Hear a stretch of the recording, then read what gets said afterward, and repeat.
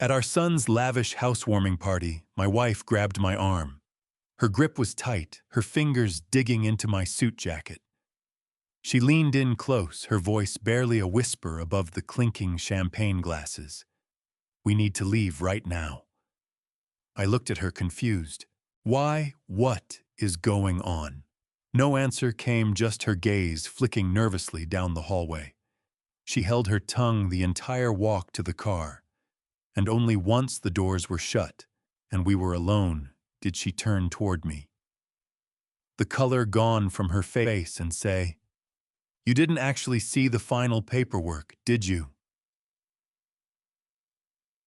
Welcome to Dad Revenge. I'm glad you're here with me today. If stories like this one speak to you, consider subscribing so you never miss the next one. It only takes a second, and it means a great deal. Before we begin, I want to ask you something simple. Have you ever watched someone in your family slowly turn against you? Drop a yes or a no in the comments. I read every single one. One more thing before we get into it. Some details in this story have been shaped for audio storytelling, and any resemblance to specific real people or events is purely coincidental. What matters is the truth at the heart of it. What she told me next left me completely frozen. My name is Gerald Harmon. I turned 70 years old today, and I spent 4 decades building Harmon Logistics from a single cargo van into a nationwide operation. My wife Loretta and I poured everything we had into giving our only son, Derek, the kind of life that was beyond our reach when we were starting out. We paid for his college. We paid for his extravagant wedding to Celine. And just last month, I wired $1.2 million in cash, the down payment on a stunning $2.5 million estate in the upscale suburbs of Illinois. It was meant to be their forever home, a place to raise our future grandchildren in safety and comfort. That was the dream. Or so I believed. Tonight was the grand housewarming party. The long, winding concrete driveway was jammed with expensive luxury cars. Caterers circulated through the crowd with elaborate appetizers. But the moment Loretta and I stepped through the front doors, something felt deeply, unmistakably wrong. Derek and Celine were barely present as hosts. Instead, Celine's mother, Claudette, had claimed the grand foyer as her personal stage. Claudette was the kind of woman who carried herself as though she owned the world, despite having nothing of substance to her name. She was sweeping through the living room, directing the hired staff and pointing out the custom renovations as if every dollar had come from her pocket. I tried to let it go. I told myself she was just an overbearing mother basking in her daughter's good fortune.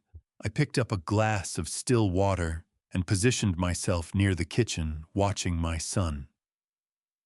Derek looked uneasy. He kept fussing with his tie, his eyes sliding away from mine every time I glanced his way.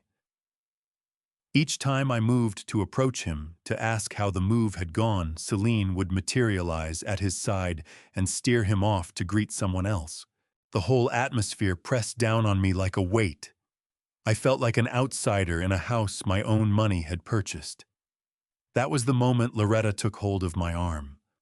Her face had gone ashen. My wife is a steady, composed woman. She carried the grueling years of building our company with a grace that never wavered. Seeing that look of terror on her face sent a chill straight through me. I followed her out the front door, the noise of the party falling away behind us. The cool night air met my face but did nothing for my hammering pulse. We moved quickly down that long, winding driveway to where I'd left my sedan. I unlocked the doors, and we climbed in. Loretta locked them immediately. She was breathing in short, shallow bursts, clutching her purse against her chest. I placed my hands on the steering wheel and turned to her. "Loretta, talk to me. What is happening?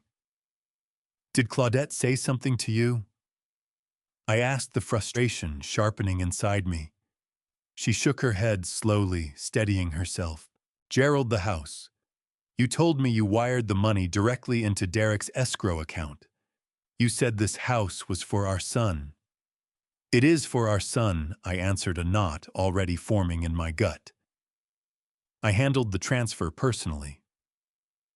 The real estate attorney sent the preliminary agreements over last month. Everything was drawn up in Derek and Celine's names. So what is the problem? Loretta shut her eyes, and a single tear slid down her cheek. I needed to use the restroom. The one on the main floor had a line, so I went upstairs. I passed the master suite and noticed the door to the private study standing wide open. Claudette was in there. She paused, swallowing hard. Gerald, she wasn't just in there. She was planted at the desk holding a glass of wine, showing something on the wall to 3 of her friends. They were laughing at us. My blood pressure climbed. Laughing at what, Loretta? What did you see? She turned to face me, her voice shaking with grief and barely contained rage. It was the property deed, framed and hanging on the wall right behind the mahogany desk. I moved closer, pretending to admire the woodwork. Gerald, I read the names on that official document. My hands tightened around the steering wheel. Derek and Celine. I said firm and certain, even as a sickening dread spread through my chest. No, Loretta whispered. Derek's name is not on that deed. Celine's name is not on that deed. The property is registered solely to a limited liability company, an LLC. An LLC. I repeated, my mind cutting through corporate structures. Which LLC? Vanthorpe Holt? Loretta replied. The air inside the car turned heavy and close. Vanthorpe. That was Claudette's maiden name, the name she invoked constantly to prop up her fantasy of aristocratic heritage. I stared through the dark windshield, my mind working to absorb the full weight of what my wife was telling me. Are you absolutely certain? I asked, my voice dropping to something quiet and dangerous. I am certain, Loretta said, pressing her hand to her face. I saw the state seal. I saw the registration date. It was filed 3 weeks ago. Right after you wired the money, Gerald, you did not buy a house for our son. You bought a $2.5 million estate for Claudette. She holds it all. I sat there in the dark, the silence enormous. 40 years of hard work. 40 years of missed family dinners, of grinding to build something that would secure my son's future. And he had taken the fruit of all of it and placed the keys in the hands of his scheming mother-in-law. My own flesh and blood had run a calculated deception right beneath my nose. The disrespect was paralyzing. The betrayal was total. A cold, deliberate fury moved in where the shock had been. I am not a man who falls apart. I am a man who handles things. I reached into my jacket pocket and pulled out my phone. I dialed Derek's personal cell. I listened to it ring once, twice, 3 times. I pictured my son standing in that glittering living room with a drink in his hand, playing the part of the successful homeowner while his mother-in-law held the actual title. The call connected. Derek, I said, steady, and measured my voice, filling the quiet car. We need to talk. Right now. But the voice that answered was not my son's. A sharp, self-satisfied laugh rang out through the speaker. Oh, Gerald! Claudette's voice purred thick with pleasure. Derek is far too busy moving my antique furniture into the huge master bedroom. Thank you so much for the truly lovely little gift. The line went dead. I stared at the darkened screen. The only sound inside the car was my wife weeping softly beside me. Claudette had just confirmed every fear that had been taking root in my chest. I shifted into gear and drove us home. Sleep never came. I sat in my home office, the same room where I had sketched the original business plans for Harmon Logistics 40 years ago, and booted up my computer. I logged into the county property portal. It took less than 10 minutes to confirm everything Loretta had seen. The deed to the $2.5 million estate was formally registered to Vanthorpe Holdings, a limited liability company. I pulled the corporate registry. The sole managing member of Vanthorpe Holdings was Claudette. Derek and Celine held zero equity in the home my $1.2 million had secured. I printed every page. The printer hummed steadily, producing the concrete evidence of my son's betrayal.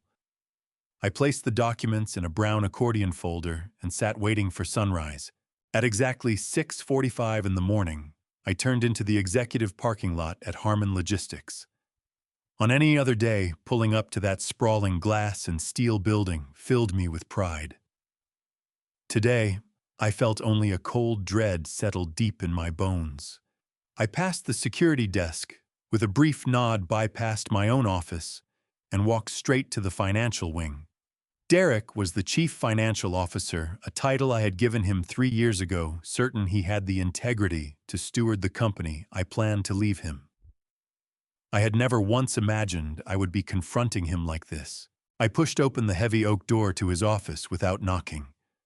Derek was behind his desk, coffee in hand, eyes fixed on a dual monitor setup.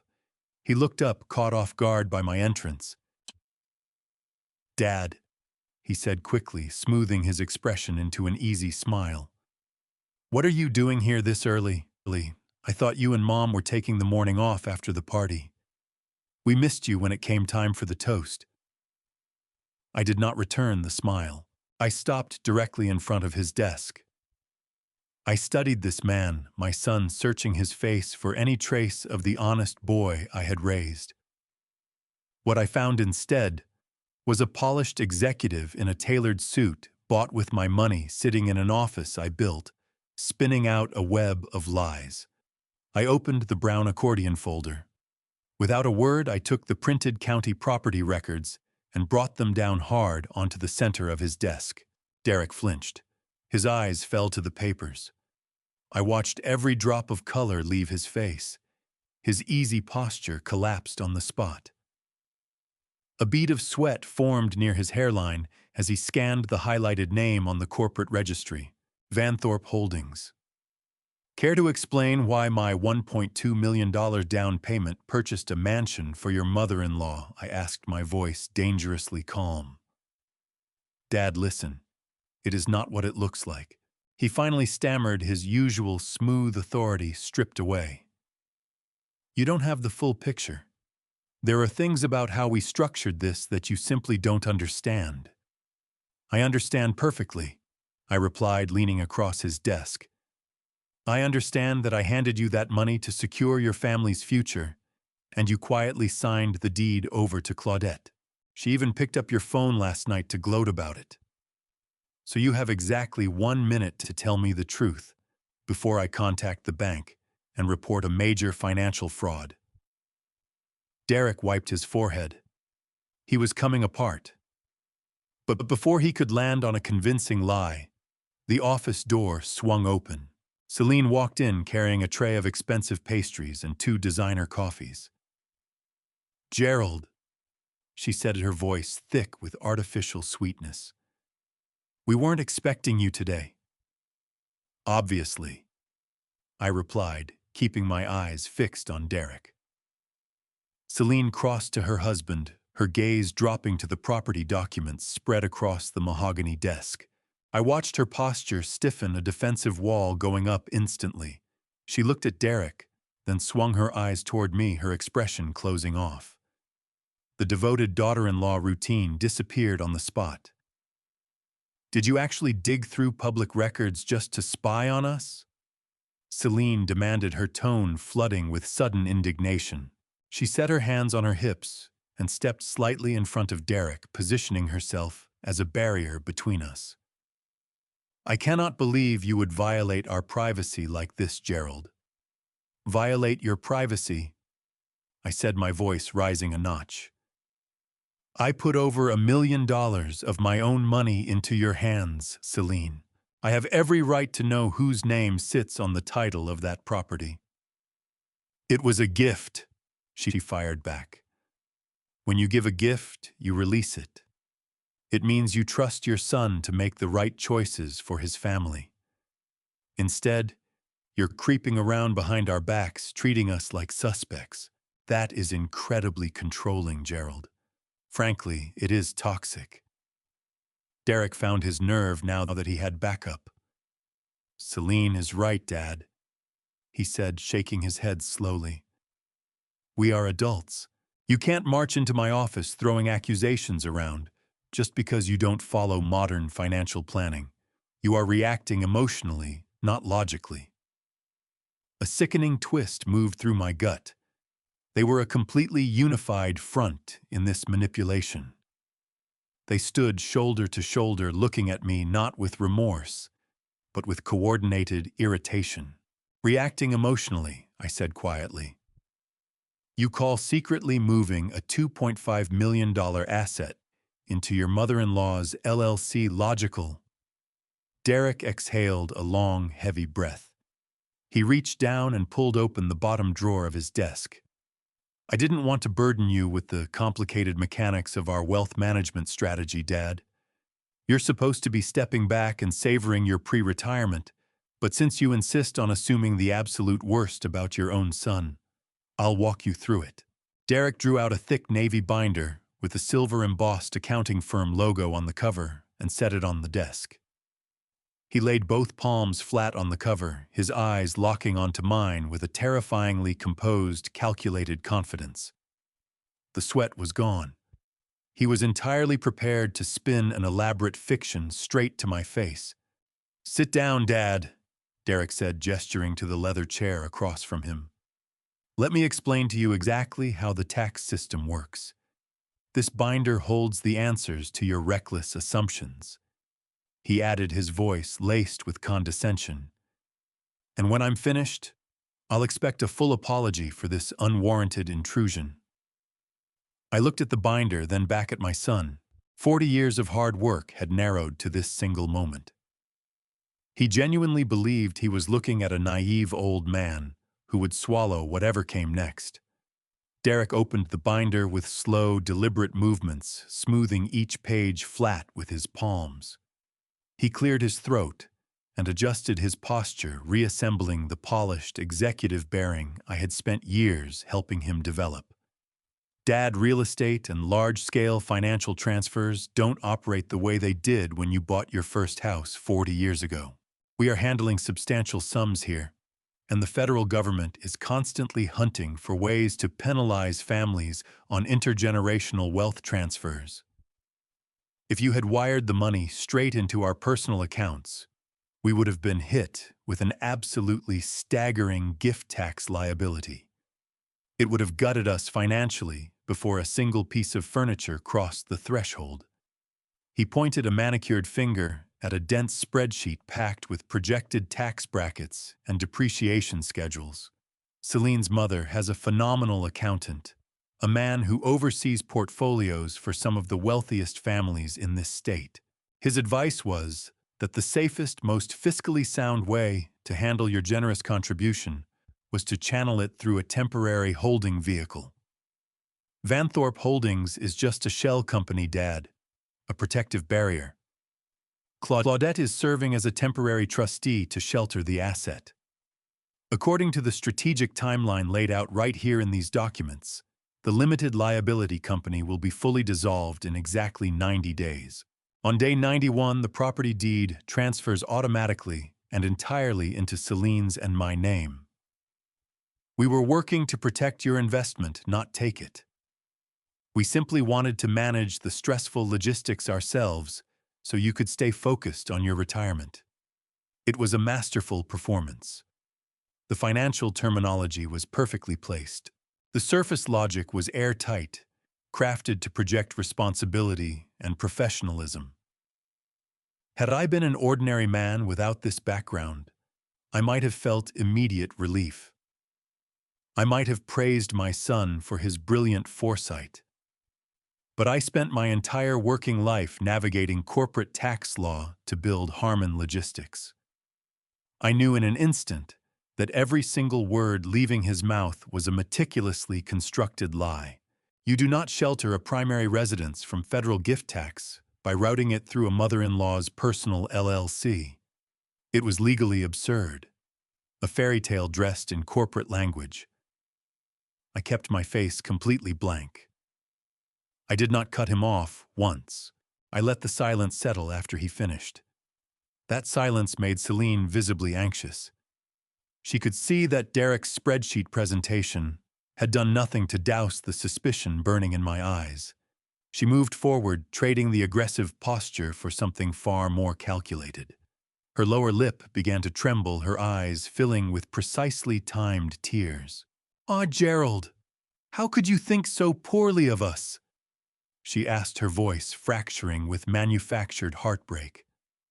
"How could you believe we would ever do something so malicious? My mother spent the last month working herself to exhaustion, meeting with lawyers and accountants, just to make sure Derek and I were fully protected. She took on the legal liability of that holding company solely to help us secure our dream home. She is making a massive sacrifice for this family, and instead of showing any gratitude, you're treating her like some kind of scheming criminal." She'd reached out and placed a trembling hand on Derek's shoulder. "We have worked so hard to build a life that would make you and Loretta proud. We wanted to surprise you when the title officially transferred in 90 days. We wanted to prove we are responsible adults who know how to protect our family assets. But you couldn't extend even a moment of trust. You assumed the absolute worst. Your lack of faith is deeply wounding, Gerald. It seems like no matter what Derek does, no matter how hard he works to be the son you want, you will always find a reason to make him feel like a failure. You are using money to control our marriage, and it is tearing this family apart." Derek rose from his leather chair and came around the desk to wrap a protective arm around his wife's shoulders. He looked at me with an expression of profound disappointment. "Please, Dad," he said, his voice easing into a quiet appeal. "Don't let the family fall apart over a simple misunderstanding about temporary tax structures. Mom was so upset last night. Celine is devastated right now. We all just want to move forward and enjoy the beautiful home you helped us build. Just give it 90 days. You will see the deed transfer. You will see that everything I am telling you is the absolute truth.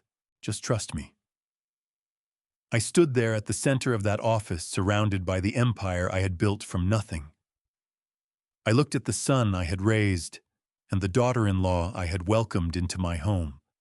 They faced me with expectant, tear-filled eyes, waiting for me to give way.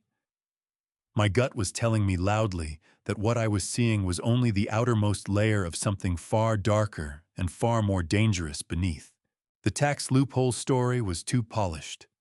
Celine's tears were too well-timed. Claudette's arrogant laughter on the phone the night before bore no resemblance to the narrative of a selfless, sacrificing mother. I understood in that exact moment that meeting them head-on with logic and anger would accomplish absolutely nothing. They were braced for a fight. They were not prepared for a surrender. If I was going to find the actual truth, I needed them to believe they had pulled it off.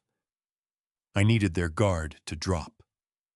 I needed to become the befuddled, exhausted old man they had already decided I was.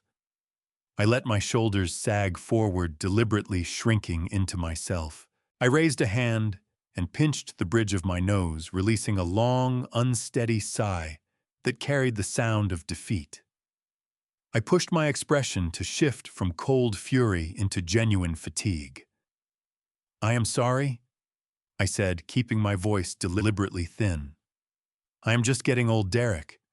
The world moves so fast now, and these modern financial structures are genuinely confusing to me. When your mother spotted Claudette's name on that deed last night, it sent us both into a panic. We overreacted. I did not mean to imply you had done anything malicious. I just need to know that you and Celine are safe and provided for. I need to know my hard work actually helped you. I apologize for losing my head and barging in here like this. You are right. I should have trusted you." The change in the room was immediate. The defensive tension bled out of Derek's shoulders entirely.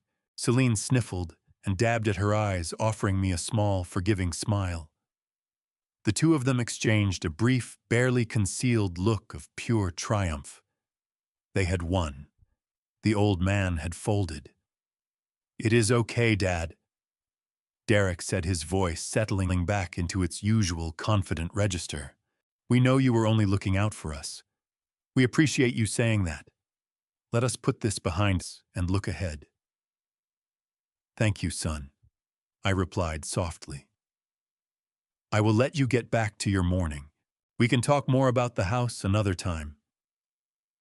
I turned away and started toward the heavy glass door of the office, moving with the slow, shuffling gait of a man who had been beaten. I reached out and took hold of the brushed steel handle. As I pulled the door open, the bright fluorescent light from the hallway washed across the thick glass pane, turning it into a near-perfect dark mirror. The angle of the reflection caught the area directly behind the mahogany desk. Derek assumed I was no longer paying any attention. He thought I was broken. In that reflected glass, I watched him practically lunge back into his leather chair. He snatched up his mouse and began clicking in a rapid, urgent frenzy. I tracked his screen in the reflection. He was dragging a specific digital folder aggressively towards the system's trash bin. The file name was large enough to read clearly in the reflection. It was something he was desperate to erase before I got any further. The title of that deleted file burned itself into my memory: Harmon Pension Transfers. The drive home passed in a fog of deliberate silence. The image of my son frantically deleting a file called Harmon Pension Transfers played on a loop behind my eyes. A tax shelter for a luxury house was one thing, a simple deception born of straightforward greed. But deliberately reaching into the employee pension fund crossed a moral line so serious it edged toward the unthinkable. I had hundreds of hard-working people who had placed their retirements in my hands. If Derek was moving their money, he was not merely stealing from me. He was dismantling the financial futures of people who had given their careers to building this company. I needed to understand exactly who was directing this operation. Derek was arrogant, but he was also fundamentally cautious. He did not have the nerve to engineer a large-scale financial crime on his own. Somebody was driving him. I needed to see how the dynamic inside that house actually played out when they believed no one was watching. I stopped at a shop downtown and picked up an extravagant hand-blown glass bowl, the ideal peace offering, an olive branch from a father who had been humbled.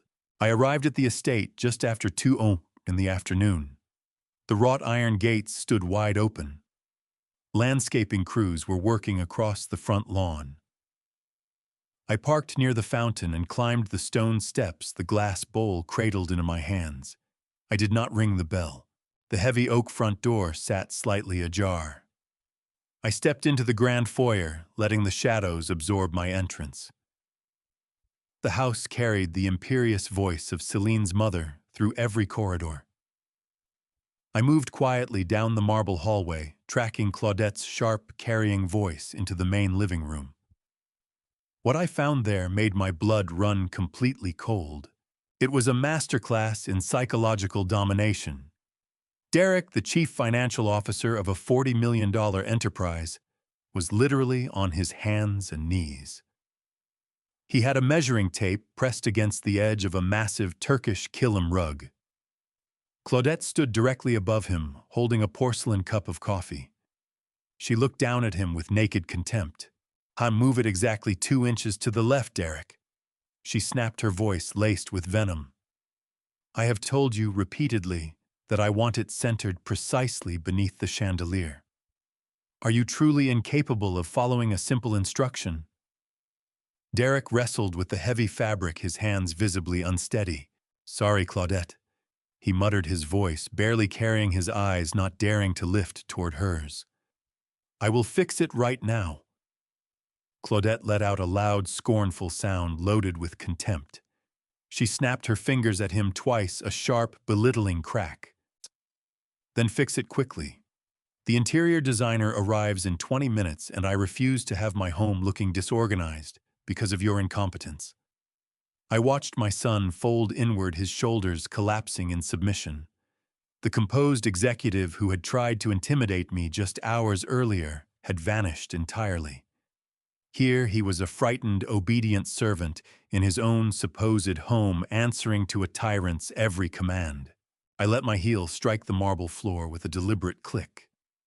Derek scrambled to his feet, brushing dust from his slacks, his face burning with humiliation. Claudette turned, her eyes narrowing as they moved from my face to the glass bowl in my hands. Celine came through from the adjoining kitchen and stopped cold when she saw me standing there. "Gerald," Celine said, her voice clipped and guarded. What are you doing here without calling first?" I arranged a warm, contrite smile across my face. "I came to bring this," I said, raising the bowl slightly. "I wanted to formally apologize for how I behaved this morning. I overstepped and I want to respect your space going forward. I just want peace between us."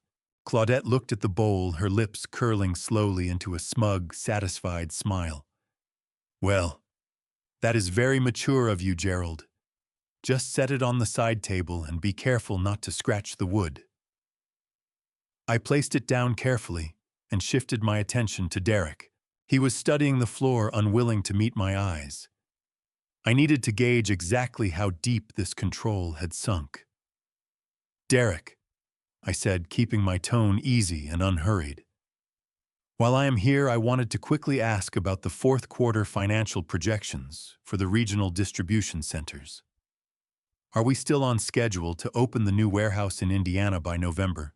It was a routine question, the kind any executive could field without a moment's hesitation. Derek parted his lips to answer, but Celine moved directly in front of him before a word came out. She planted herself between us like a sentry. "Derek is not working today, Gerald," Celine said, her voice hard and final. "We are entirely focused on getting my mother's house in order. Your trucking company can wait until Monday morning. He will not be fielding your stressful work questions right now." I looked past her shoulder, trying to catch Derek's eye. He simply gave a small nod, his gaze fixed blankly on the freshly painted wall. "Celine is right, Dad," he said quietly, his voice hollow. "Why, I am tied up with the house. We can talk logistics next week."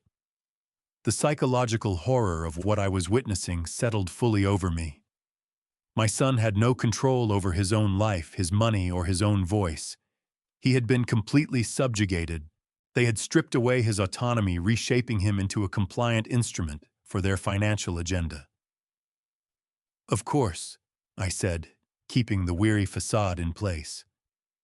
"I completely understand. I will just use the restroom and get out of your way." I moved past the living room and continued down the hallway toward the guest bathroom. I knew precisely where Claudette had claimed her private study, the same room where Loretta had seen the framed property deed the night before. The heavy wooden door was standing wide open. I slipped inside quietly. The room carried the thick scent of expensive perfume and leather. I moved quickly toward her massive mahogany desk, eyes sweeping the surface for any loose documents. As I came around the heavy leather chair, the toe of my shoe clipped the edge of an ornate metal trash can. It toppled instantly, scattering its crumpled contents across the pristine hardwood floor. I crouched to gather the mess before anyone heard the clatter. As I reached for a balled-up sheet of paper, a brightly colored logo caught my eye. I smoothed the torn pages carefully against my knee. They were final notice letters from 3 separate offshore casinos operating in the Caribbean. The letters were addressed directly to Claudette Vanthorpe. Bold red text at the bottom demanded immediate wire transfers to settle outstanding markers. I stared at the staggering figures printed on those pages.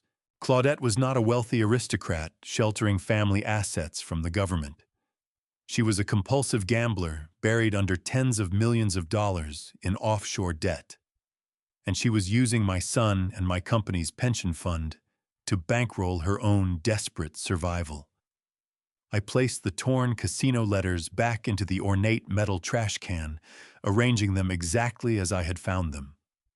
My hands were steady despite the storm of fury and understanding tearing through me. Claudette was drowning in offshore gambling debt, and my son was her lifeline. I smoothed the front of my jacket and pulled in a slow, steadying breath. I walked out of the private study and back along the long, opulent hallway toward the main living area. Celine and Derek were standing exactly where I had left them, their posture radiating a mixture of defensive tension and barely concealed smugness. I offered them both a polite, tired smile, playing the role of the defeated and oblivious father without a flaw. I told them I was relieved we had cleared the air, wished them a pleasant afternoon, getting settled into the house, and quietly let myself out the front door. The drive back to my own home felt like moving through a dense, suffocating fog. The picture was horrifyingly complete now. Derek was not simply a naive husband trying to keep the peace with a demanding mother-in-law through a convenient tax structure. He was an active, willing participant in a serious financial crime. When I got home, Loretta was waiting in the kitchen, her eyes wide with anxious anticipation. I poured myself a glass of still water and settled across from her at the kitchen island. Speaking in low tones, I laid it all out for her. I told her about the degrading manner in which Claudette treated our son, the deleted computer file tied to the company pension fund, and the torn casino debt collection letters buried in the trash can. Loretta covered her mouth, tears rising in her eyes as the true scale of the betrayal settled over her. Our son was stealing from us to fund a gambling addiction. "We have to call the police, Gerald," Loretta whispered, her voice shaking with a mixture of fear and deep sorrow. "We have to stop this before he destroys everything we have built."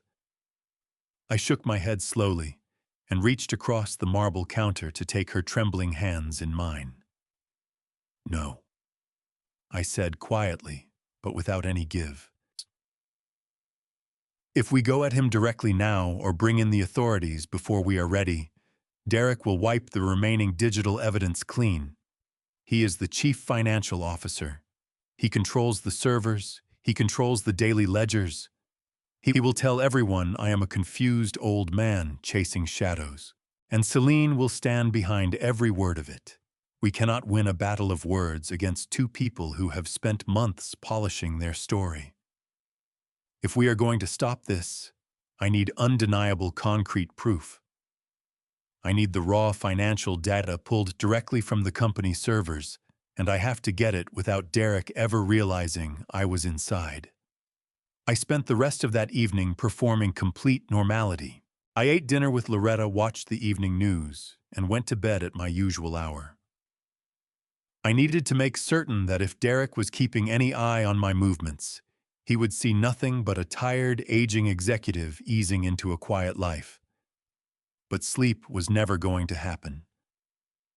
I lay in the dark, listening to the steady ticking of the hallway clock, waiting for the dead of night. When the clock reached 2 in the morning, I slipped carefully out of bed, leaving Loretta sleeping undisturbed. I moved down the hallway to my home office and locked the heavy wooden door behind me. I sat at my desk and opened my laptop, the pale blue glow of the screen pushing back the darkness. It was time to examine the company I had spent 40 years building from nothing. Derek was a well-educated financial executive, but he suffered from the particular blindness of youth and arrogance. When I handed him the keys to the financial operation 3 years ago, he promptly changed all the primary administrative passwords, quietly locking me out of the day-to-day operational data. He wanted complete control, and he was confident his modern cybersecurity was airtight. But Derek had overlooked a critical detail about Harmon Logistics. I was not merely the founder. I was the man who personally oversaw the installation of the original network architecture 2 decades ago. Before we had a dedicated information technology department, I had coded the legacy administrative backdoor access portals myself. I opened a command terminal and began entering strings of old hidden credentials that had gone unused for more than 15 years. I held my breath as the screen loaded, hoping the old security pathways were still buried deep within the server framework. The screen flashed green. I was in. I bypassed entirely the sanitized, carefully curated quarterly reports Derek typically presented to the board at our formal meetings. I needed to see the raw, unfiltered numbers. I navigated straight into the Master Chief Financial Officer ledger, the central nervous system of the entire operation. I began pulling the vendor payout logs for the past 12 months, scanning through thousands of individual transactions row by row. I was hunting for anomalies, unauthorized bonuses, or phantom contractors. For the first full hour, everything appeared infuriatingly clean. Legitimate invoices for fuel vehicle maintenance, warehouse leases, and employee payroll moved across the screen. Derek had concealed his tracks with skill, layering his theft beneath mountains of ordinary corporate spending. My eyes burned from the bright screen, but I would not stop scrolling. Then I found it. A recurring monthly payment authorized directly by the Chief Financial Officer. $30,000 categorized neatly under the vague heading of Strategic Logistics Consulting. The vendor receiving these steady monthly transfers was listed simply as B. Ridge Consulting. I clicked the vendor profile, my pulse hammering against my ribs. I brought up the registration and billing address attached to the account.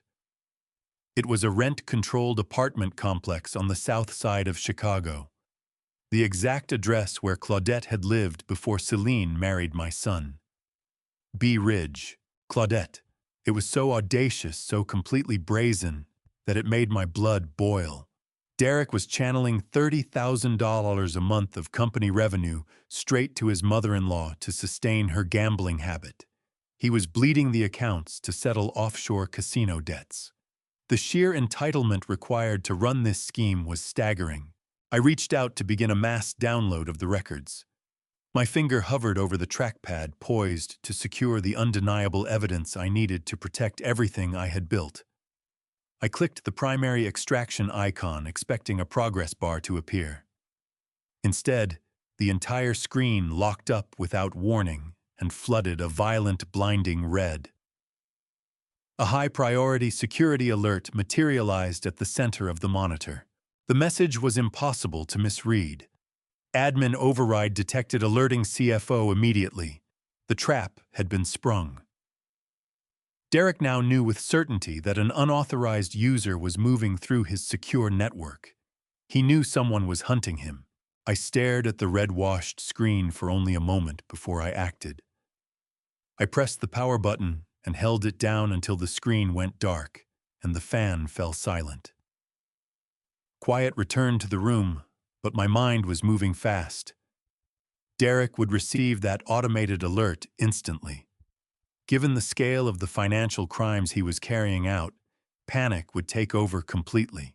He would not sit on this until morning. He would come straight here directly to the source of the override codes. I had to be ready for him.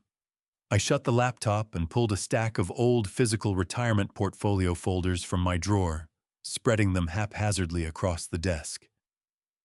I needed the room to look like the cluttered workspace of an elderly man struggling to make sense of his own finances. I went upstairs, quietly slipped back into bed beside Loretta, and watched the nightstand clock inch toward dawn. I did not close my eyes.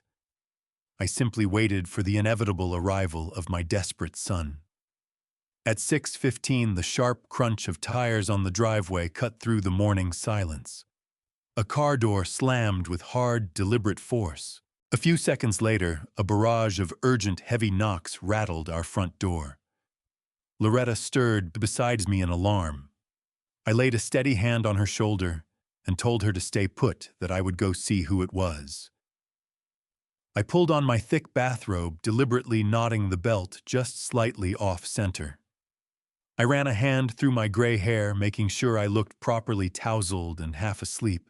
I descended the wooden staircase slowly, letting each step land with the dull thud of an old man dragged from bed. The knocking came again, more frantic this time. I threw the deadbolt and swung the heavy door open. Derek was standing on the front porch in the pale wash of early dawn light. He looked completely undone. He had on the same dress pants from the day before, now paired with a rumpled t-shirt. His eyes were bloodshot, scanning the foyer in wild darting arcs, as though he expected federal agents to materialize from the shadows with handcuffs ready. "Derek," I said, keeping my voice thick and sluggish with sleep, edged with the mild confusion of a father roused at an ungodly hour. "What on earth brings you here at this time of night? Is somebody hurt?" He pushed past me without so much as a word and planted himself in the center of the foyer chest, heaving, fighting to pull himself together. His hand moved through his disheveled hair, visibly trembling.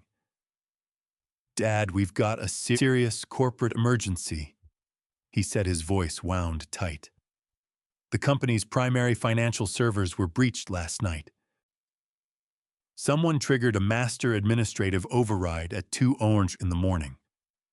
My security protocols flagged a catastrophic unauthorized entry straight through the legacy access portals. I came directly here because the physical IP address traced back to this residential network. Did someone get into your home office?" I watched him work through his desperate routine.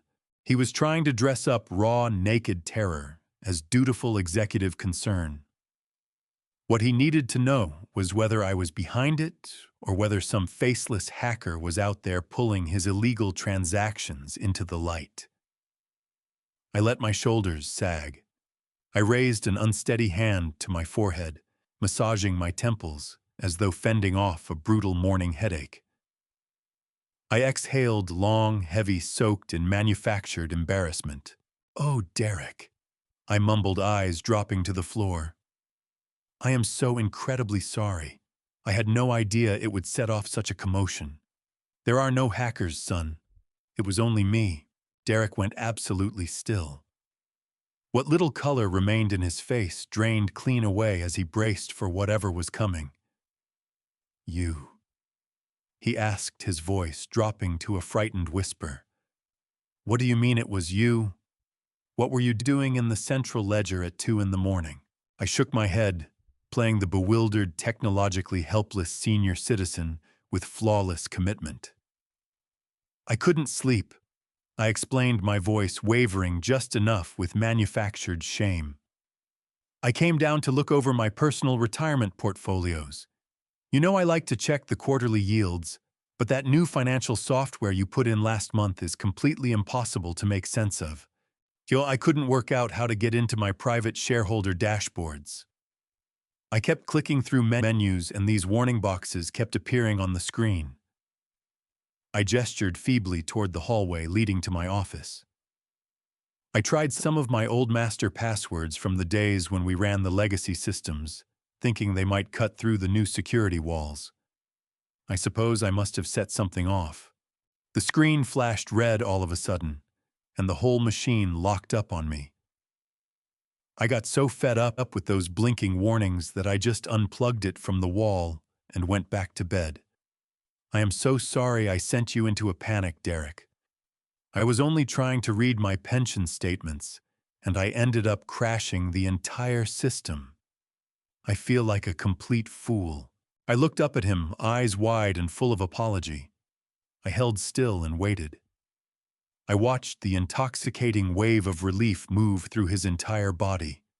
The terror in those bloodshot eyes dissolved on the spot, replaced at once by the familiar, sickening arrogance I knew so well. He let out a loud, theatrical exhale, dropping his head back to stare at the ceiling, as if begging the universe for patience with a doddering old man. The pivot from panicked criminal to condescending superior was seamless. "Unbelievable," Derek scoffed in his tone, dripping with patronizing irritation. "You can't just unplug the machine, Dad. You cannot go randomly entering deprecated administrative codes, into a modernized corporate network.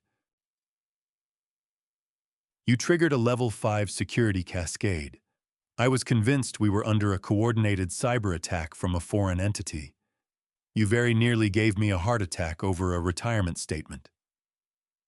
He shook his head and placed a heavy, steadying hand on my shoulder, a gesture designed to establish dominance, nothing more.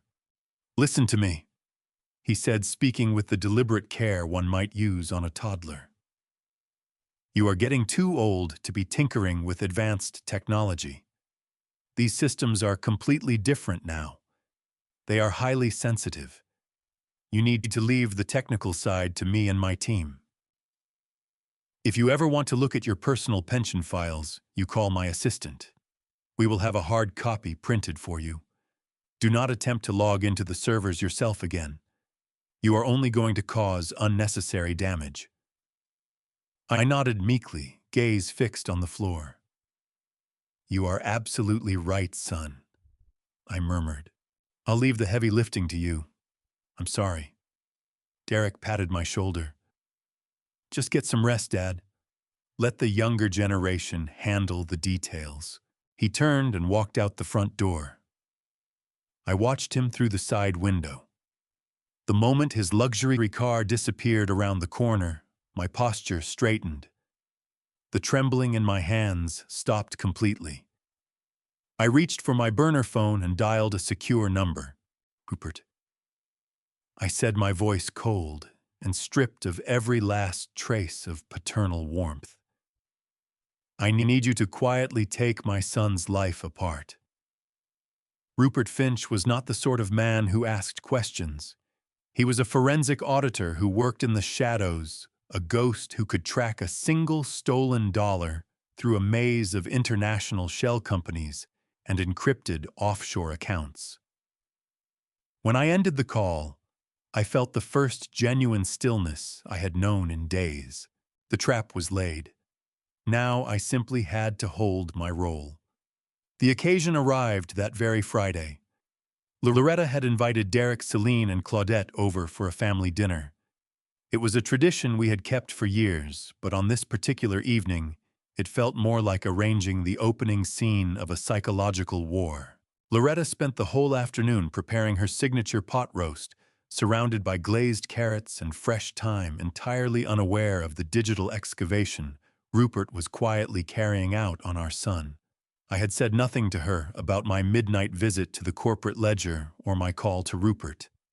I needed her responses to be completely genuine. If Derek sensed for even a moment that we were working against him, he would panic and wipe the servers. They arrived at exactly 7 p.m. Derek walked through the front door carrying an expensive bottle of wine, his face wearing a relaxed, easy smile.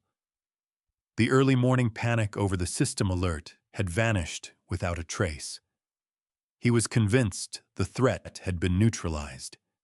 He believed his father was nothing more than a technologically confused old man who had blundered into the wrong file. Celine trailed just behind him, holding a bouquet of flowers, playing the devoted daughter-in-law to polished perfection. And then came Claudette. She swept into our home the way a reigning monarch might tour a peasant village. She had on a tailored silk dress and diamond jewelry that I now understood had been financed by the stolen retirement savings of my hard-working employees. She gave Loretta a stiff, obligatory embrace before immediately turning her attention to the temperature of the house, announcing that the air conditioning was far too aggressive for her delicate constitution. We moved into the dining room. Loretta brought out her signature pot roast, surrounded by glazed carrots and fresh thyme. It was a beautiful, warm, generous meal. Claudette surveyed the platters with an expression of barely concealed disdain. She lifted her silver fork and prodded a slice of the meat as though conducting a laboratory examination. "This is so wonderfully rustic, Loretta," Claudette said, her voice flowing with condescending sweetness. "It puts me in mind of the simple meals my grandmother used to prepare during the rationing years. It's incredibly quaint. You really must pass the recipe along to my personal chef." He's always searching for hearty filling dishes to serve the landscaping crew. Loretta's face flushed a mixture of hurt and embarrassment moving across it. She looked down at her plate, the warmth draining entirely from her eyes. Celine offered a soft, musical little laugh and reached over to pat Loretta's hand. "Don't mind Loretta," she said.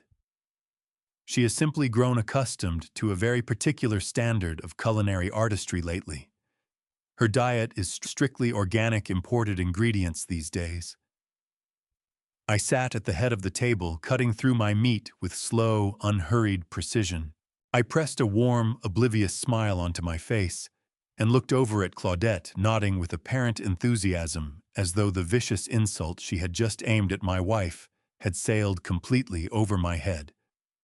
"Well, we are just simple people, Claudette," I said, my voice deliberately cheerful and guileless. "We keep to the classics around here. I am only glad we could all come together and share the evening as a family. It is wonderful to see you all so relaxed and happy." Derek beamed, lifting his wineglass for the generous sip. He leaned back in his chair, utterly at ease, and fixed me with a patronizing smirk, savoring every bit of his perceived upper hand. "It's a great evening, Dad," Derek said smoothly. "Everything is running perfectly. You really don't have a single thing to worry about anymore. Just sit back and let me handle the heavy lifting." At that precise moment, the burner phone buried deep in my left trouser pocket delivered a single, sharp vibration. I held my smile in place without a flicker. I let my left hand drift casually beneath the heavy mahogany dining table and worked the small device out of my pocket. I kept my eyes on Derek, nodding along to whatever unremarkable story he had launched into about his golf handicap. Under the table, I pressed my thumb to the screen to wake it. The brightness was dialed all the way down, throwing only the faintest glow across my palm. It was a text from Rupert Finch. The forensic excavation had started to pay off. The first message was short and clinical. "Kensington Holdings is an empty shell registered in Delaware. Zero legitimate business operations. Its sole function is to serve as a pass-through for inbound wire transfers." I took a slow bite of my food, chewing deliberately, while Claudette began holding forth about the quality of the wine Derek had brought. I glanced down again. A second message had appeared on the screen. "I have breached the Bee Ridge Consulting ledger. You were right. It is entirely fraudulent. No employees, no services ever rendered. The monthly $30,000 consulting fees from Harmon Logistics are automatically funneled through a payment processor straight into an account held at the Cayman Atlantic Private Bank." I looked across the table at Claudette. She was dabbing the corners of her mouth with a linen napkin and holding forth about how terribly unflattering the lighting in our dining room was. This woman picking apart the aesthetics of my home was a financial parasite feeding on the work of my entire life. My phone pulsed again. A third message.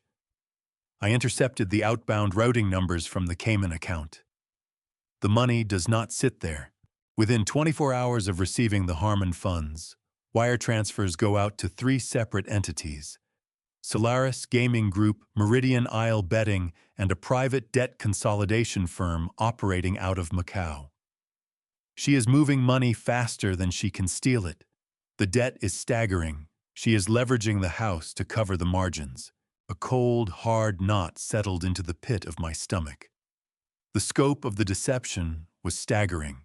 Derek was sitting right across the table from me, laughing at something Celine had just said, with no idea that his entire criminal operation was being disassembled piece by piece just below my dinner plate.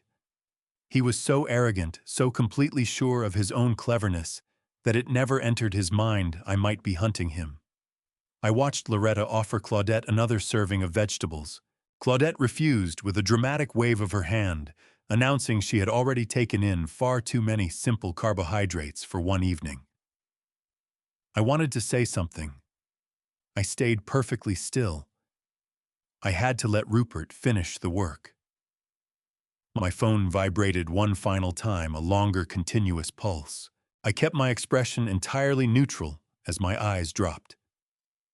The message from Rupert was blunt and unsparing.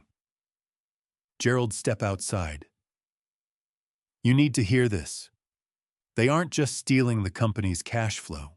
Those words drove a spike of adrenaline straight into my chest. I tucked the phone back into my pocket and drew a slow breath. I looked around the dinner table. Derek was turning his wine glass, perfectly content in his stolen life. Celine was smiling at him. They made a portrait of smug, oblivious arrogance. I cleared my throat gently, drawing a few glances. "Excuse me for a moment," I said, keeping my tone easy. "I think the roast was a little rich for me. I am going to step out for some evening air." Loretta looked over with concern. I gave her a reassuring smile, pushed my chair back, and walked through the kitchen and out through the glass door. The cool night air met my face, but did nothing to touch the fury burning beneath it. I crossed the lawn and slipped through the back gate into a quiet, poorly lit parking lot behind our community center. Rupert Finch was waiting exactly where I knew he would be. His dark sedan sat tucked in the deepest shadows under a stand of oak trees. I opened the passenger door and settled into the leather seat. The interior was lit by the pale blue glow of a laptop screen. Rupert offered no greeting. He dealt strictly in hard facts. "You need to brace yourself, Gerald," Rupert said, his voice flat. "I spent the last 3 hours working through your son's digital footprint. He is not simply skimming cash. He has engineered a full financial catastrophe, steering the entire ship straight into a concrete wall." I studied the glowing screen. "Tell me exactly what you found." "I already know Claudette is gambling away the company's cash flow through those counterfeit consulting fees." Rupert shook his head. "The casinos cut her off 6 months ago. Claudette turned to alternative sources of funding. She owes an international syndicate of loan sharks over $2 million. They demand weekly payments, and the interest is compounding at a ruinous rate. She is drowning, and she pulled your son down into the water with her." A cold sweat broke across my forehead. "So Derek is draining the operating accounts to keep her afloat," I said. "It is far worse than the operating accounts," Rupert replied. $30,000 a month is nowhere near enough to cover what Claudette owes these syndicates each week. Derek needed a massive pool of untraceable liquidity. He crossed the ultimate line. He is actively draining the Harmon Logistics Employee Pension Fund. "The pension fund," I whispered, my voice cracking. "He is stealing the retirement savings of my workers, men and women, who have given their entire careers to my company. He has already siphoned over $4 million from the principal reserves," Rupert confirmed, pulling up a dense chain of ledger transfers. "He routes it through Claudette's shell company and sends it straight to Macau. He is burning your employees' futures to settle his mother-in-law's gambling debts." My son was a monster, but Rupert was not finished. "There is a reason he felt comfortable taking such an enormous risk," Rupert went on. "Derek is a coward. He understood that touching the federal pension funds would draw the authorities eventually. So he needed an ironclad guarantee that he could walk away clean when the whole structure collapsed. He needed someone to blame." "He set me up," I said quietly, the realization settling over me like a stone. "He framed you perfectly," Rupert said, and dropped a thick stack of printed documents onto my lap.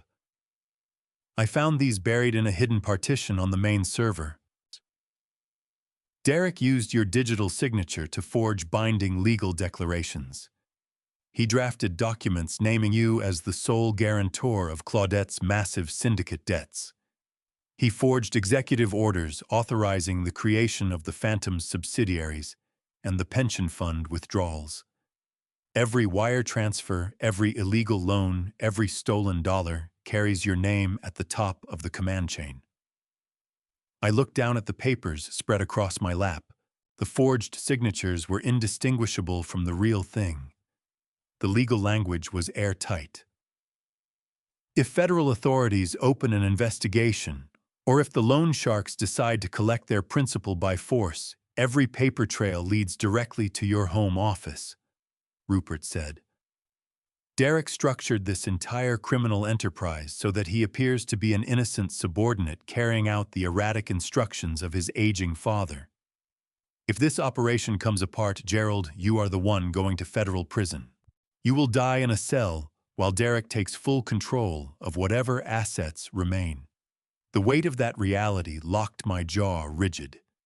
My own flesh and blood had methodically engineered my financial ruin and physical imprisonment. I had spent 40 years building a legacy of honor, and Derek had twisted it into a noose sized precisely for my neck. I looked back toward my home where my son was at that moment drinking my wine and smiling at my wife. How long before the annual corporate audit? I asked, my voice dropping to a cold, mechanical rasp. The external auditors arrive in 3 weeks. When they examine the pension reserves, they will catch the deficit immediately. The entire scheme unravels. Rupert let out a slow, weighted breath. He reached into his leather briefcase and produced one final document sealed inside a clear plastic sleeve. He held it out to me. The laptop's ambient glow fell across the bold text at the top of the page. Derek knows about the upcoming audit?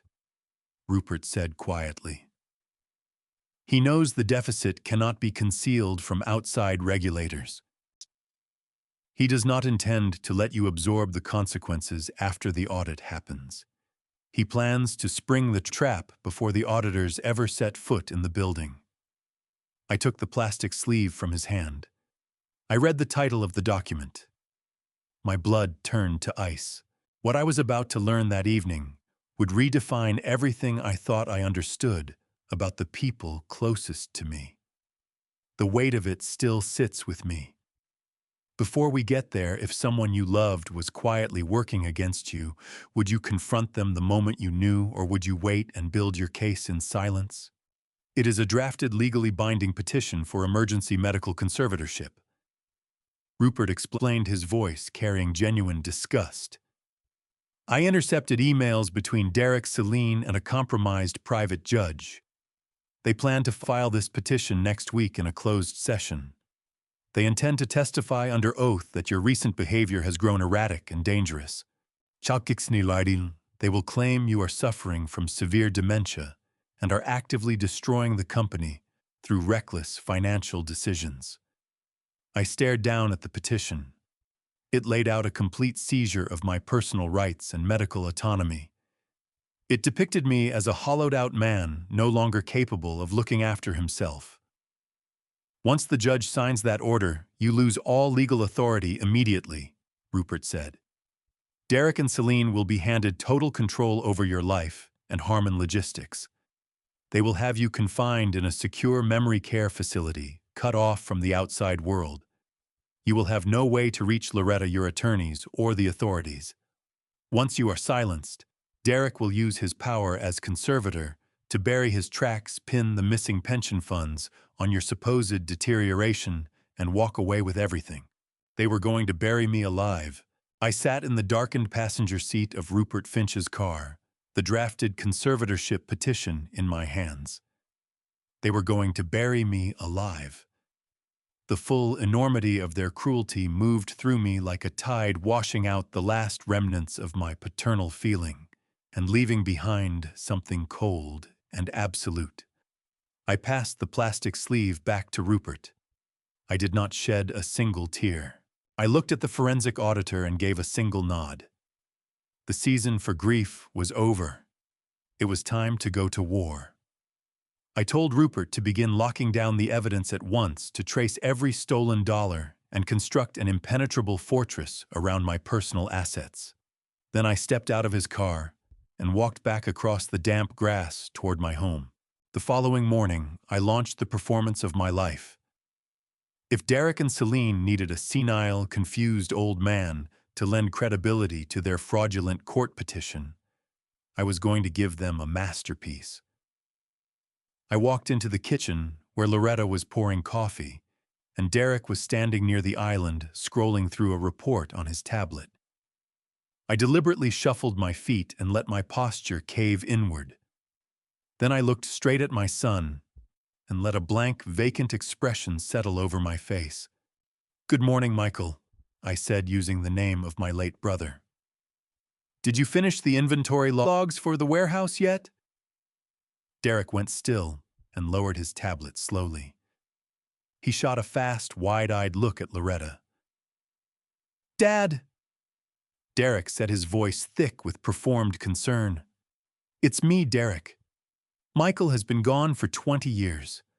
Are you feeling all right?" I blinked several times and pressed an unsteady hand to my forehead. I muttered a weak apology, saying I hadn't slept well, and felt a little turned around. Later that afternoon, when Celine stopped by to drop off some fabric swatches for Loretta, I moved into the next phase. I opened the refrigerator as though reaching for a bottle of water and quietly set my heavy ring of car keys on the middle shelf, right beside the milk. Then I walked into the living room and began patting my pockets in agitation, complaining that my keys had gone missing again. Celine immediately stepped into the role of patronizing caretaker. Within 3 minutes, she opened the refrigerator and let out a gasp of manufactured horror. She pulled the keys out and held them up for Derek to see. I tracked them both from the corner of my eye. They were delighted. I could see the poorly suppressed excitement flickering in Celine's eyes. I watched Derek quietly draw out his smartphone and tap a quick note logging my staged confusion for their upcoming court filing. They were assembling their case blissfully unaware that they were only performing on a stage I had built for them. While I played the disintegrating patriarch in the daylight, my nights were given over to ruthless counter-moves. I met with Rupert Finch and my senior legal counsel in secure locations well past midnight. We moved with unnerving speed. Because the company remained entirely in my name by law, and the forged guarantor documents had not yet been activated by the offshore loan sharks. I had a tight window to sever the infected limbs from my empire. I quietly liquidated my sizable personal stock portfolios, shifting the capital into secure blind trusts, completely walled off from Harmon Logistics and Derek's reach. Next, we went after the forged legal declarations. My attorneys worked in close coordination with federal fraud investigators to place immediate holds on the fabricated guarantor documents Derek had created. We built a firewall between my personal identity and Claudette's $2 million offshore debt. If the syndicates came looking to collect, they would walk straight into an impenetrable wall. But my most devastating move was structural. 30 years ago, I personally financed the construction of our primary distribution hub. The company still carried a substantial mortgage lien against that property. Working in silence, I executed a complex legal transfer that pulled that lien out of the corporate holding company and placed it directly into my own private trust.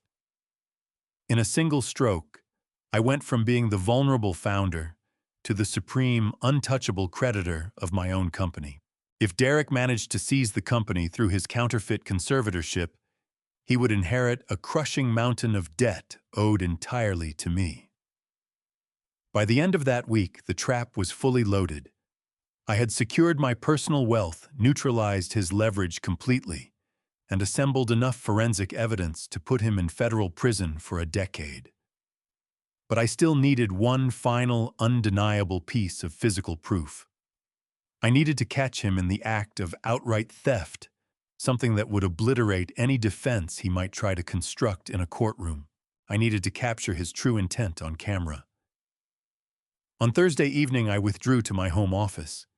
I settled into my heavy oak desk chair and pulled out a stack of official gold-embossed corporate letterhead.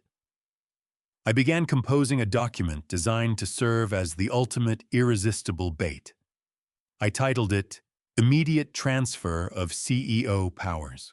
I filled the page with dense, carefully authentic legal language outlining a complete surrender of my position at Harman Logistics directly to Derek. I included clauses transferring full asset control and unmitigated banking authority. It was precisely what he and Celine were trying to obtain through their fraudulent court filing, only packaged here as a voluntary gift. I printed the document and placed it squarely in the center of my leather desk pad. I set my favorite gold fountain pen right alongside it, the signature line conspicuously blank. I made the document look like something still in progress, a decision being weighed not yet made. It was an extraordinarily dangerous piece of paper. To a desperate man, an unsigned transfer of power was nothing less than an engraved invitation to commit forgery. I rose from the desk and crossed to the tall bookshelf lining the far wall. Buried deep inside the hollowed-out spine of an antique encyclopedia, I had installed a motion-activated micro-camera. The lens was no larger than a pinhead, angled to capture the full surface of my desk. I synced the live feed to my encrypted burner phone. I adjusted the room's lighting to cast a soft, deliberate glow over the desk, making the document the unmistakable focal point of the space. I walked out of the office, leaving the heavy wooden door sitting just slightly ajar. I continued through to the main kitchen, where Derek was helping Loretta tidy up after dinner. I made a show of yawning, announcing that my head felt unusually foggy and that I was heading upstairs for a long sleep. I mentioned I had left some important paperwork on my desk and asked them not to disturb the office. I climbed the stairs at a measured pace, my heart keeping a steady, deliberate beat. I closed my bedroom door and brought out the burner phone. The screen blinked to life, showing the empty office and that blank signature line waiting alone in the dark. I sat watching the screen, tracking the shadows as they stretched across my mahogany desk. The house had gone quiet, but the air felt impossibly heavy, weighted down by the full measure of my son's betrayal. I turned toward the bed, where Loretta lay awake, her eyes searching my face in the low light. I reached over and took her hand gently. I told her to pack a small overnight bag and to do it quietly. I told her we could not spend the night in this house. Derek and Celine were still downstairs, finishing their wine, performing the roles of the loving, devoted family. I could not sleep beneath the same roof as the people who were scheming to lock me away. We slipped out through the private side entrance off the master suite, leaving our own home like strangers in the dark. A black sedan arranged earlier by Rupert Finch was sitting at the far end of the street waiting for us. It carried us to a secure private suite in a downtown hotel, far removed from the toxic deception that had taken root inside our own living room. The room was immaculate and cold, a sharp contrast to the warmth of the home we had just slipped away from. I connected my laptop to the secure network Rupert had set up, pulling the live video feed from my burner phone onto the larger, high-definition monitor. Loretta sat beside me on the edge of the stiff mattress, drawing a thick woolen shawl around her shoulders. We settled together in the sterile darkness, our eyes fixed on that digital window, looking straight into my corporate sanctuary. For more than an hour, the screen showed nothing but the undisturbed quiet of an empty office. The gold fountain pen caught a faint gleam from the ambient streetlight bleeding through the large windows. The trap sat perfectly undisturbed. Loretta rested her head against my shoulder, her breathing shallow and unsteady. She wanted to believe Derek would not cross the final line. She desperately needed to believe that the boy she had carried, raised and loved without condition, would simply pass the office door and go to bed. But I understood the intoxicating pull of desperation. Derek was drowning beneath his mother-in-law's enormous syndicate debt, and the document lying on that desk was his only way out. At exactly 1:15 in the morning, the heavy wooden door to my office eased slowly open. Loretta drew a sharp breath, her fingers pressing painfully into my forearm. Two dark shapes moved into the room. Derek reached over and clicked on the small brass reading lamp sitting on the edge of the bookshelf. The low, warm glow fell across his face, revealing a mask of pure predatory concentration. Celine came in just behind him, her movements quick and soundless. They did not look like a couple checking on an elderly father. They moved with the coordinated, deliberate precision of thieves cracking open a vault. Derek bypassed the filing cabinets entirely and went straight for my desk. His eyes found the solitary sheet of gold-embossed paper resting in the center of the leather pad. He bent forward, palms flat on the desk surface, and began working his way through the dense legal language I had spent hours composing. I watched his chest rise and fall in rapid, shallow bursts as the full weight of the document settled over him. He lifted it, holding the page close to the brass lamp, to read the specific clauses describing the immediate voluntary transfer of my CEO powers and full banking authority. A slow, nauseating smile spread across his face, reshaping his features into something I barely recognized. He turned to Celine, raising the document like a trophy. "Look at this," Derek whispered, his voice trembling with a mixture of disbelief and raw exhilaration. "He actually drafted it. The old fool is practically laying the keys to the entire kingdom at our feet. He is so completely undone by his own fading memory that he is voluntarily writing out the exact surrender we needed."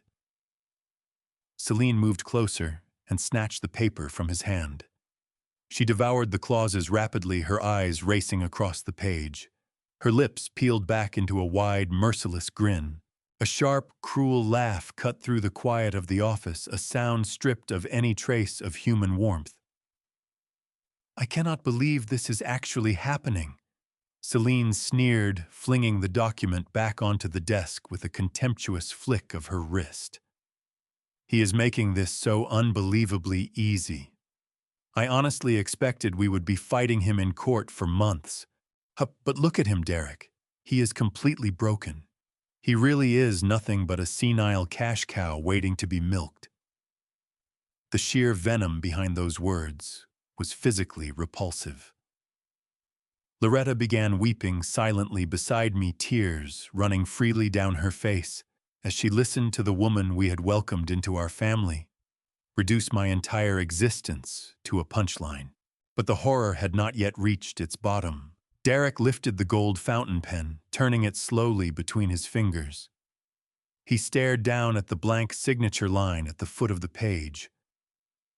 "We don't even need to push him to sign it tonight," Derek said, his voice carrying a chilling calm that was entirely without conscience.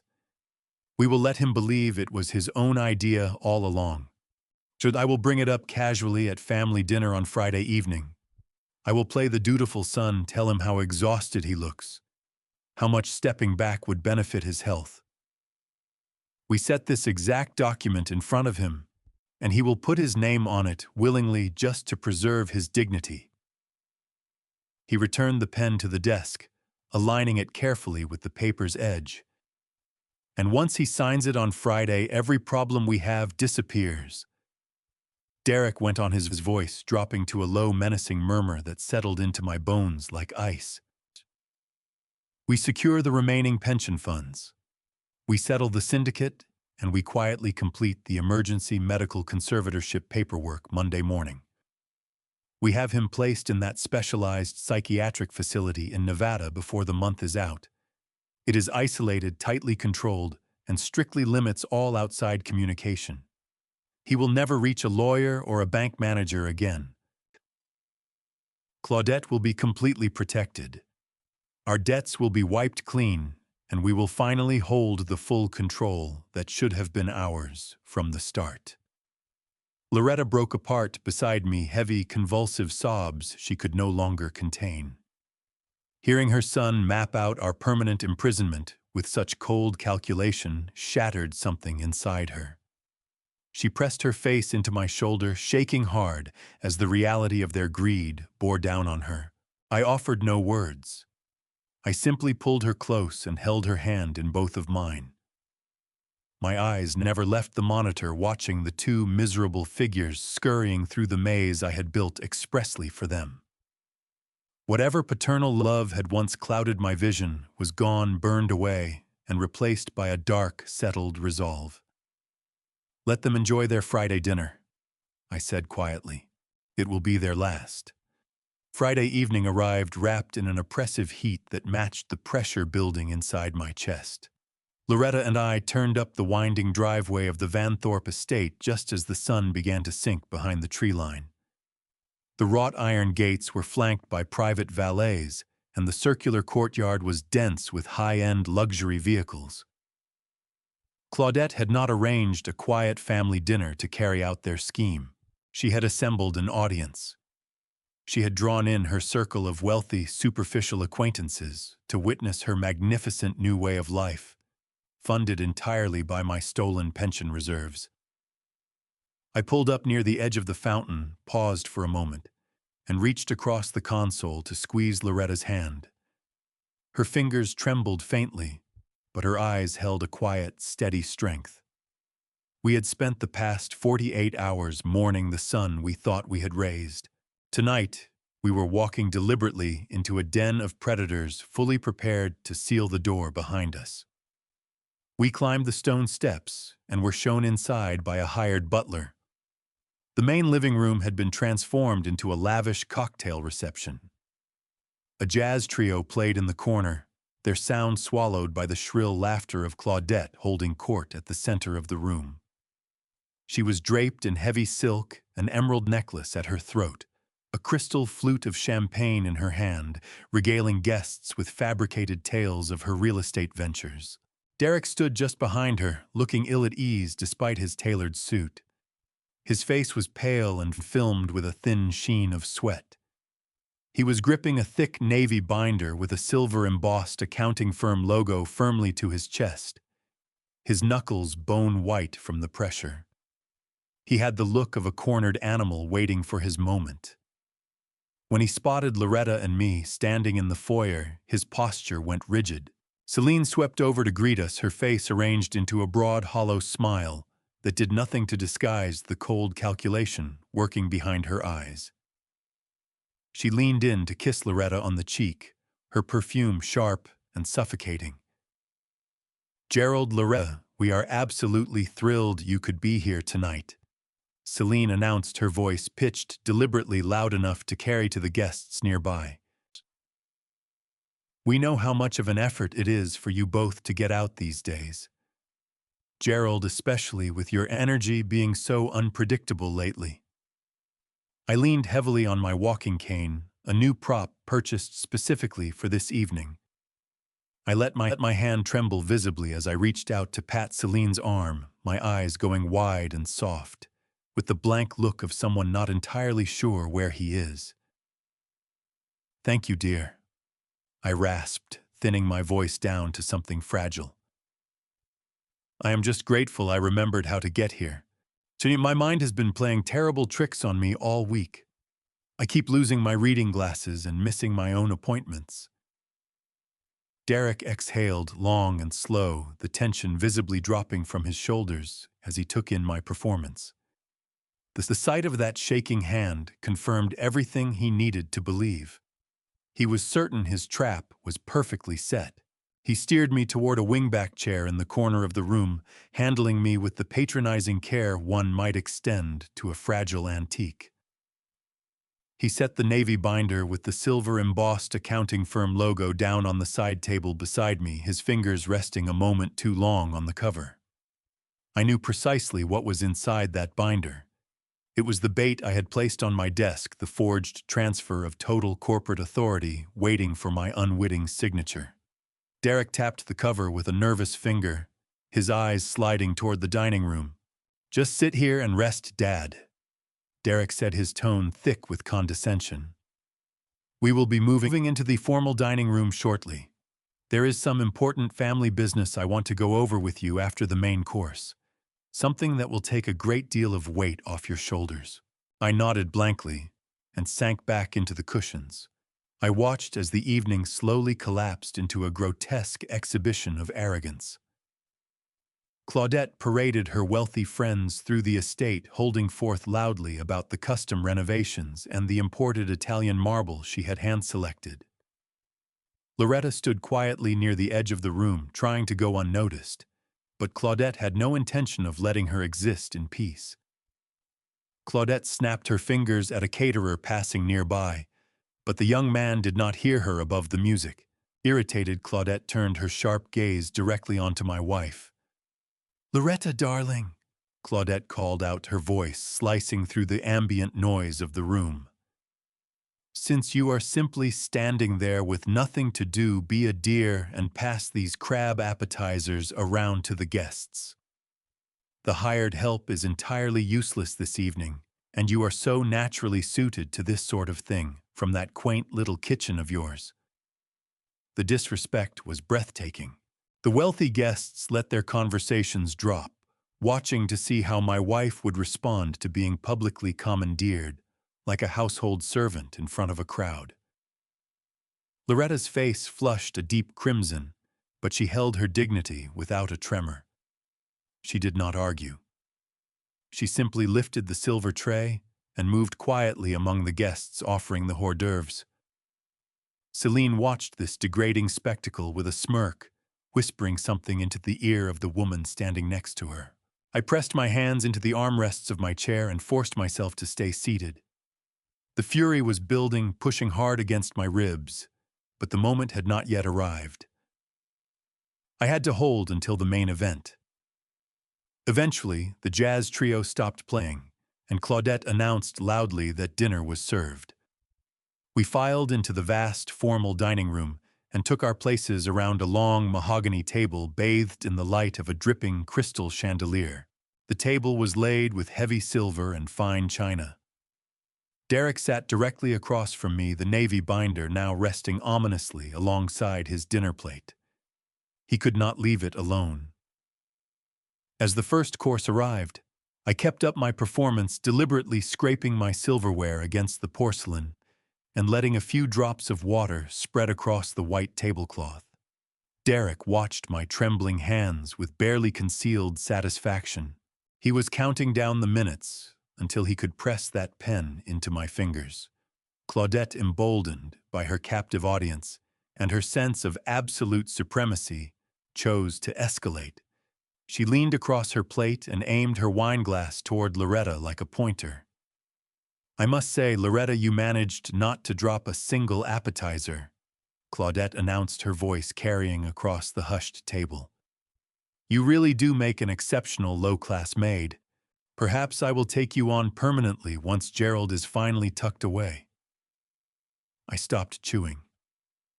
I set my heavy silver fork down onto the polished dining table in one slow, deliberate motion. The trembling in my hands ceased entirely. I raised my chin and looked directly into Claudette's eyes with a clarity that left no room for misreading. The entire room went instantly completely silent. The atmosphere seemed to drop 10 degrees in a single breath. I did not raise my voice. I had no need to. When you have spent 4 decades constructing a commercial empire from nothing, steering your way through brutal boardroom negotiations, you learn how to hold a room without ever lifting your volume. I fixed my gaze on Claudette and let the silence stretch heavy and suffocating until the discomfort pressing against the guests became almost something physical. "My wife," I said, my voice carrying a deep, unshakable authority that dismantled in a single sentence the frail, confused persona I had been building all evening, "is the foundation of everything you see surrounding you at this table." She built a life of genuine substance and unwavering loyalty, while you spent yours accumulating dangerous debts and hollow vanity. Do not speak to her in that way again. Sigh.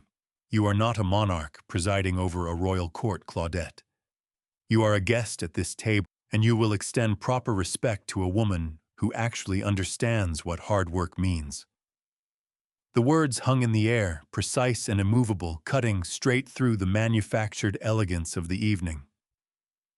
Loretta stood near the edge of the dining room, her posture lifting as she looked across at me with an expression caught between surprise and deep relief. The shock on Claudette's face was immediate and total, her jaw all but came unhinged. She swept her gaze along the mahogany table at her wealthy friends, her curated audience, and found their eyes wide with scandalized attention. The carefully maintained illusion of her absolute dominance had just been publicly and effortlessly dismantled by the man she had written off as a mindless, disposable relic. Her shock curdled rapidly into pure, unrestrained fury. Her face contorted into something ugly and unrecognizable. She shoved back from the table so abruptly that her heavy mahogany dining chair toppled backward, crashing down onto the massive Turkish kilim rug. "How dare you!" Claudette shrieked, every trace of manufactured elegance gone from her voice, replaced by a shrill, grating pitch that rang off the high ceilings. She seized her crystal wine glass and flung it hard onto the polished hardwood floor. The glass exploded into a cascade of glittering fragments, expensive vintage red wine spraying across the pristine baseboards like a fresh wound. The dark liquid crept into the grout, leaving a stain that would not come out. Several guests gasped aloud, drawing back in their seats and exchanging horrified glances. Celine let out a sharp, theatrical cry and rushed to her mother's side, wrapping a steadying arm around Claudette's trembling shoulders and directing a withering look at me as though I had struck someone. "You insolent, ungrateful old fool!" Claudette screamed, a diamond-encrusted finger aimed directly at my face, her chest heaving with self-righteous indignation. "You come into my home, you eat my food, and you have the audacity to address me with such flagrant, unacceptable disrespect. I will not tolerate this. I will not stand for this kind of indignity in front of my closest and most esteemed friends." She snapped her head toward Derek, eyes blazing with a furious, irrational demand that allowed for no pushback. "Derek, do something right now. Handle your disgraceful father this instant, or I will have the private security team put him out on the street. He is completely out of control. He has destroyed my entire evening with his deranged outburst." Derek was already on his feet, his face flushed a dark, dangerous shade of crimson. The cold panic that had been simmering just beneath his surface all night was now fully exposed. His meticulously built plan was coming apart in real time, and the terror of losing his grip on the carefully constructed narrative was written all over him. He needed me to stay the docile, bewildered victim, and my sudden display of sharp, composed defiance threatened to unravel his entire criminal framework in front of the very people he was trying to impress. He came around the edge of the long dining table in heavy, aggressive strides, closing the distance between us. The polished, charming front he had worn all evening was gone, stripped away, and replaced by desperate cruelty. He stopped just inches from where I sat, looming over me in a pathetic bid to reclaim his slipping authority. He raised his hand and leveled his index finger at my face, his chest rising and falling with exertion. "What is wrong with you?" Derek hissed, his voice a harsh, venomous whisper, calibrated to push me back into immediate submission. "You are humiliating Celine's mother in front of half of this city. You are having a severe mental episode, Dad. You are confused and you are making a spectacle of yourself. You need to apologize to her right now. Do you hear me? Apologize this very instant, or I swear I will have you placed in a permanent care facility by tomorrow morning. You clearly cannot function in civilized company without causing a catastrophe." He was playing his final card. He was deploying the conservatorship as a weapon, using the threat of institutionalization to force my total surrender. He genuinely believed that the mere mention of a locked facility would fracture my remaining resolve, that I would collapse into helpless tears and beg him not to take away my freedom. The entire formal dining room held its breath. The jazz trio had long since fallen silent. The caterers stood frozen in the arched doorways, their polished silver trays held perfectly still. The wealthy guests held their collective breath, eyes darting nervously between Derek's furious, flushed face and my own unflinching, icy stare. They were watching a brutal, intimate family execution unfold, and not one person dared to step in or utter a word. Loretta stood tall near the far edge of the room, chin raised, radiating a quiet, unshakable strength that handed me every ounce of power I needed. Derek, mistaking my stillness for surrender, wheeled sharply toward the side table. He snatched the heavy black leather folder he had spent all evening guarding. He tore it open with needless, violent force, yanking out the gold-embossed document I had drafted alone in my home office. The absolute, irrevocable surrender of my corporate authority. He seized the gold fountain pen I had deliberately placed alongside it and marched back to my chair. He slammed the document onto the table directly in front of me, driving the heavy paper so hard it buckled slightly against my chest. He pressed the cold metal barrel of the pen into my palm, his grip tight and merciless. The silence in the room was total, thick, with the suffocating weight of approaching destruction. The air conditioning hummed faintly in the background. Derek leaned down, bringing his face within inches of mine. His eyes were wide, desperate, lit with a terrifying, absolute greed. He spoke slowly, landing on every syllable with cold, calculated menace, utterly certain he had backed me into a corner from which there was no escape. Sign this and apologize. Now. I did not flinch. I looked down at the gold fountain pen resting on the forged document. I reached out slowly and lifted it. The metal felt cool against my fingers. Derek leaned closer, eyes blazing with victorious anticipation, certain his campaign of psychological terror had finally broken me. He believed I was surrendering at last. Instead, I gripped both ends of the pen. I applied sharp, steady pressure, bending the barrel until it snapped clean in two with a loud crack. A wash of black ink burst from the ruptured cartridge, flooding across the desk and bleeding into the paper beneath. I opened my hands and let the broken pieces clatter onto the ruined document. I looked directly into my son's stricken eyes. The hush in the dining room was absolute, crushing under the sudden, undeniable weight of my defiance. "You are fired," I said. Those 3 words cut clean through the frozen air. Derek went completely still.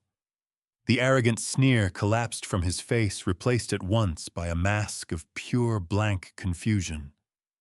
He blinked rapidly, stepping back from the table as though I had struck him.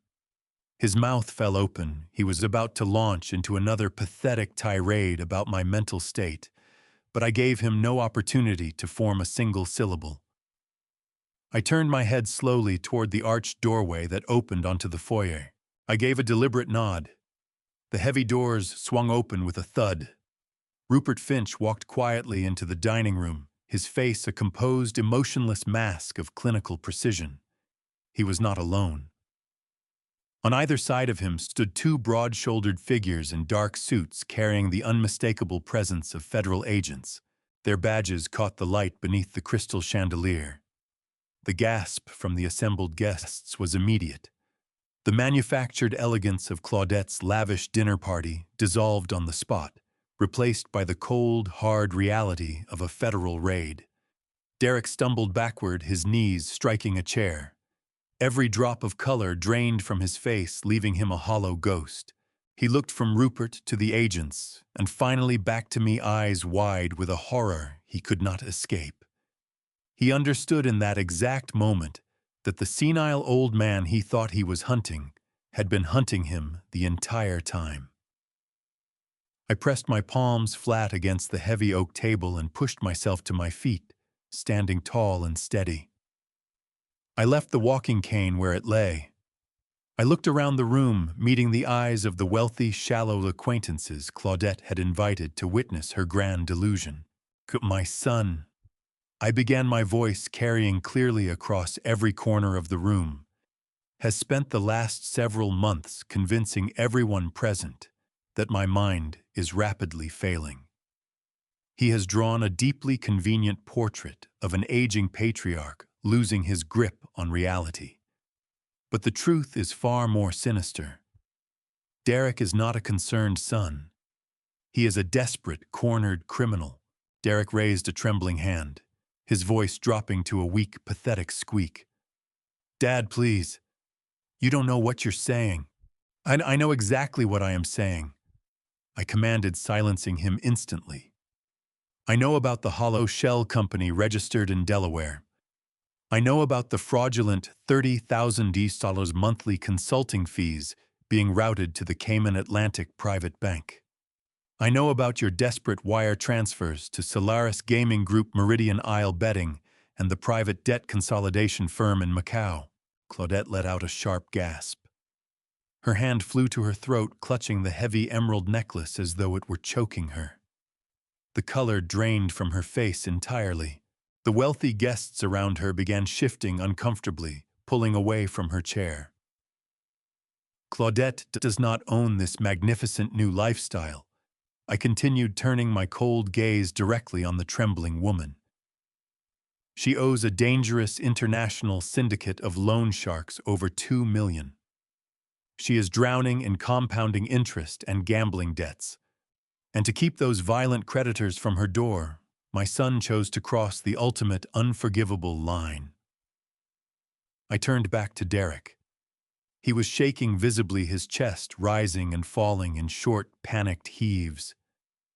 He did not simply skim cash from corporate operating accounts. I announced, making certain every guest absorbed the full depth of his depravity. Derek secretly bypassed security protocols and systematically drained over $4 million directly from the Harmon Logistics Employee Pension Fund. He stole the retirement savings of hard-working men and women to bankroll his mother-in-law's gambling addiction. A wave of shocked, disgusted murmurs rolled through the room. Celine buried her face in her hands, sobbing uncontrollably. The carefully constructed illusion of their perfect, superior life was being torn to pieces in front of the very people they had most wanted to impress. But Derek is also a profound coward, I stated, my voice ringing with righteous fury. He knew that stealing federal pension funds would inevitably draw the authorities, so he needed a guarantee he would walk away clean. He used my digital signature to forge legally binding documents naming me as the personal guarantor of Claudette's massive syndicate debts. He forged executive orders authorizing the creation of phantom subsidiaries. He deliberately constructed an entire criminal enterprise designed to frame his own father for a major federal crime. The federal agents moved further into the room, their presence casting a heavy, suffocating shadow over Derek and Claudette. And when he realized the annual external audit was only 3 weeks away, I concluded he decided to spring his final trap. He and Celine drafted an emergency medical conservatorship petition. They planned to file it in a closed session next week, claiming I was suffering from severe dementia. They intended to lock me away in an isolated psychiatric facility in Nevada, silencing me permanently so they could seize total control of the company and bury every trace of what they had done. Derek dropped to his knees. He collapsed onto the Turkish kilim rug, weeping loudly, face buried in his hands. The arrogant executive had vanished, replaced by a broken, terrified child, confronting the devastating consequences of his own colossal greed. Claudette, however, was not prepared to give up. Her eyes swept wildly around the room, hunting for any way out. She shoved her heavy chair back and bolted for the arched doorway, leading to the grand foyer, moving with frantic, desperate speed, her silk dress rustling against the polished floor. But she didn't get far. The 2 federal agents moved with swift, tactical precision, stepping squarely into her path and sealing the doorway completely. Claudette slammed into them with a sharp, frustrated cry before stumbling backward. There was nowhere left to run. The trap was shut completely. I reached into the inner breast pocket of my tailored suit jacket. I withdrew slowly a thick, folded legal document entirely distinct from the ink-stained forgery ruined on the dining table. I held the crisp white pages up, letting the ambient light fall across the official notary seals stamped along the bottom edge. "Oh, and one more thing about this house," I said. I unfolded the document, letting the silence stretch until it became almost unbearable. Derek stared at the paper with terrified eyes, chest heaving as he struggled to process the rapid collapse of his entire world. Celine had stopped sobbing, her gaze locked on the official seals along the bottom of the page. Even Claudette had gone completely still, her bid for escape thwarted by the two agents firmly blocking the doorway. When Loretta and I provided the $1.2 million for the down payment on this magnificent estate, I began my voice perfectly level and stripped of any paternal warmth. "You both operated under the convenient assumption that it was a straightforward, unconditional gift from a loving father to his successful son. You treated it as an inheritance delivered ahead of schedule. You paraded through this mansion boasting to your wealthy friends about your eye for real estate, convinced that my money was simply your birthright." I took a slow, deliberate step forward, closing the distance to where Derek remained, kneeling on the Turkish kilim rug. "But I did not write a personal check, Derek. Had you bothered to actually read the financial disclosure forms your lawyers sent over during the closing, you would have spotted the specific origin of those funds. That capital did not come from my personal savings. It was drawn directly from the corporate treasury of Harmon Logistics. Legally, it was structured and recorded as a secured corporate loan tied to your continued employment within the company." Derek stared up at me, his mouth opening and closing like a fish starved of air. He had finally grasped the fatal error he had made. "Since you have actively embezzled millions of dollars from the employee pension reserves," I continued, projecting my voice so every guest in that room heard the finality of my words, "your employment at Harmon Logistics is officially terminated effective immediately for gross financial misconduct. And because you are now terminated, that corporate loan has entered an immediate catastrophic default. I am not simply seizing your assets. I am executing an irrevocable immediate foreclosure on this property." I dropped the heavy legal document directly onto the polished mahogany table, landing it beside the shattered remains of my gold fountain pen. "This is a formal notice of immediate eviction," I declared. "You no longer own this house. The bank does not own this house.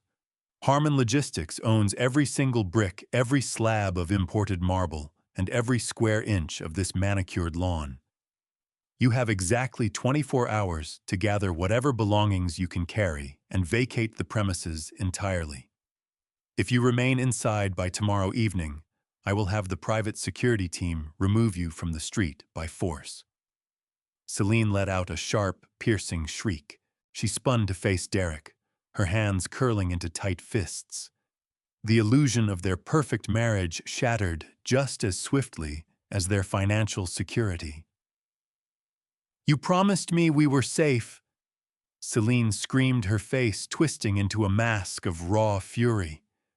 "You swore to me that your father was too stupid to trace the transfers. You told me the pension money was untraceable. You've ruined everything. You have completely destroyed my entire life." Before Derek could cobble together a pathetic excuse, Celine raised her hand and struck him hard across the face. The slap rang through the silent dining room like a gunshot. Derek recoiled, pressing a trembling hand to his reddening cheek. But Celine was not finished. She stood over him, her voice dripping with contempt. "I am filing for divorce the second I walk out of this house." She spat, her tone entirely emptied of any remaining affection. "I am not going to federal prison because you were incompetent. You are completely on your own, Derek. Do not ever speak to me again." She turned on her heel and drove through the stunned guests toward the front door, shoving past anyone who didn't move fast enough. She did not look back once. As Celine stormed out of the mansion, the two federal agents stepped forward, drawing their circle tighter around Claudette. The matriarch shrank back against the wall, her aristocratic arrogance swept away entirely by raw panic. She clutched her diamond necklace, her breathing turning rapid and shallow. "You cannot do this to me." Claudette's stammered eyes darting frantically between the agents and my unyielding face. "I am a respected member of this community. I sit on 5 charity boards. You cannot arrest me in my own home. I have powerful lawyers. I will sue every one of you for this outrageous indignity." The lead federal agent reached into his jacket and produced a heavy pair of steel handcuffs. They clinked together with a sharp, chilling sound.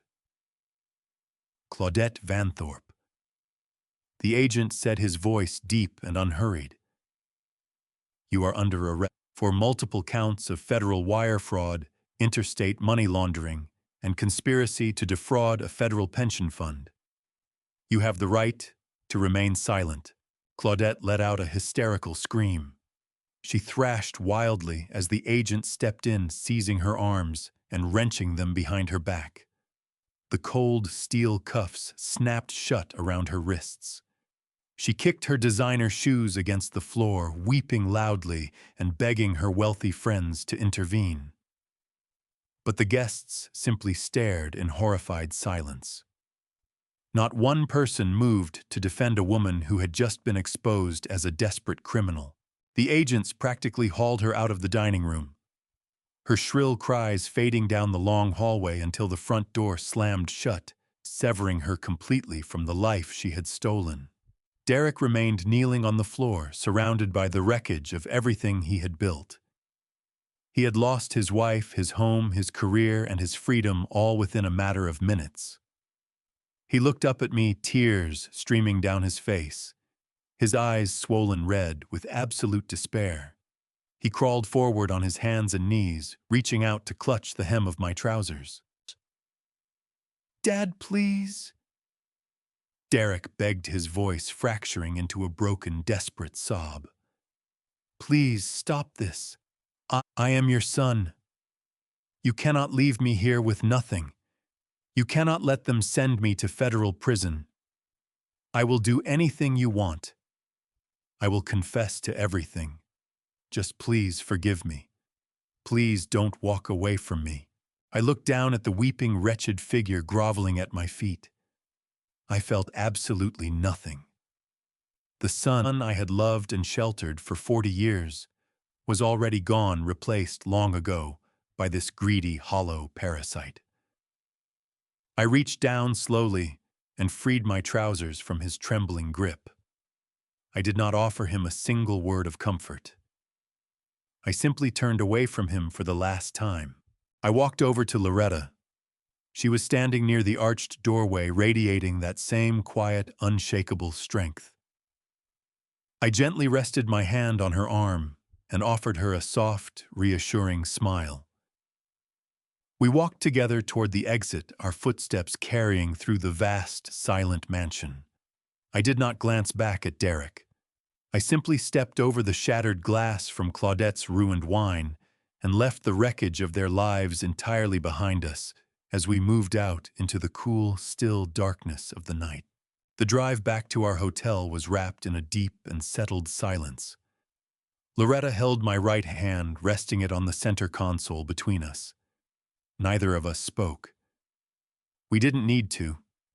The crushing weight that had pressed down on us both for the past week had finally been lifted. We had walked into a den of vipers and dismantled their entire treacherous operation with absolute precision. But riding through the quiet, dark city streets, I knew the battle was not fully over. The surgical removal was complete, but the long, grueling work of cleaning the infected wounds was only just beginning. I still had to secure the future of the innocent people caught in the wreckage of my son's colossal greed. By Monday morning, the fallout was total and spectacular. The federal raid on the Van Thorpe estate was far too large to contain.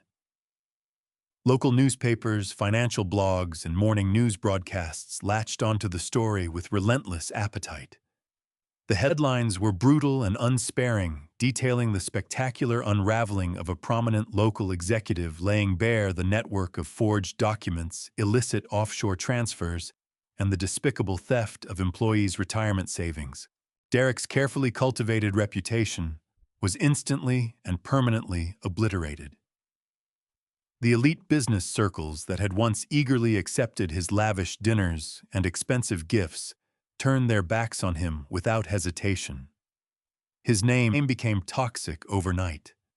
Corporate partners canceled pending contracts. Former friends stopped returning his frantic calls, and his prestigious country club quietly revoked his membership before the day was out. The justice system moved with a swift, merciless efficiency that offered no quarter to the guilty. Claudette faced her initial arraignment on Tuesday afternoon. She stood before a federal judge in a drab-issued uniform, a jarring contrast to the heavy silks and imported emeralds she had been flaunting only days before. Her high-priced defense attorneys argued passionately for her release, citing her age and her supposed standing in the philanthropic community. But the federal prosecutors laid out a mountain of irrefutable evidence furnished by Rupert Finch. They documented her deep ongoing ties to violent international syndicates and underscored the extreme flight risk she represented. The judge did not hesitate for a single moment. Claudette was denied bail entirely. She was remanded to federal custody, left to sit in a cold concrete cell and await a trial that would inevitably consume whatever years she had left. Celine, true to her cold and calculating nature, did not waste a single moment mourning the catastrophic implosion of her family. The moment she walked out of that mansion on that fateful Friday night, she activated her exit strategy. By Wednesday morning, her aggressive legal team had filed emergency divorce papers against Derek. She ruthlessly petitioned for sole ownership of any remaining untainted assets, making a desperate grab for whatever meager financial scraps the federal investigators had not yet frozen. She publicly disavowed any knowledge of her husband's criminal enterprise or her mother's staggering gambling debts. She abandoned Derek without a backward glance, leaving him entirely alone to face the devastating consequences of the crimes he had committed in the name of sustaining her luxurious lifestyle. They had constructed their marriage on a foundation of mutual greed, and the moment the money evaporated, their loyalty dissolved just as fast. While my former family tore itself apart before the public eye, I directed every ounce of my focus towards the innocent victims of this disaster. I returned to the main headquarters of Harmon Logistics on Thursday morning. The atmosphere inside the building was thick with fear and uncertainty. The employees had followed the news. They knew their pension fund had been raided. They watched me with wide, frightened eyes, wondering whether the decades they had poured into their work had simply vanished into the accounts of offshore criminals. I called an emergency meeting in the main warehouse, bringing together every worker, manager, and administrative staff member on the payroll. I stood before them on a wooden shipping pallet, looking out across a sea of anxious faces. I did not reach for corporate platitudes or hollow assurances. I spoke to them with complete, unvarnished honesty. I confirmed the terrible truth that my son had systematically embezzled over $4 million from their retirement reserves. A collective gasp moved through the crowd, followed by a heavy, despairing silence. Then I told them the rest. I explained that I had personally liquidated my substantial private stock portfolios and transferred the company's primary mortgage lien directly into my secure personal trust. I looked squarely at the men and women who had spent their working lives building this company. I told them their futures were not bound to the failures of my son. I announced that I was drawing on my own secured personal wealth to fully and immediately restore every single dollar that had been drained from the pension accounts. The wire transfers were already done. The accounts had been made whole. Their retirements were safe. Beyond that, I pledged a personal guarantee to match their next quarterly contributions, a gesture of sincere apology for the anguish my family had dropped onto their doorsteps. The response was overwhelming. The heavy silence gave way to a wave of profound, tearful relief. Men and women who had worked the loading docks for 20 years came forward with tears running down their weathered faces, gripping my hand and expressing a gratitude so genuine it humbled me to my core.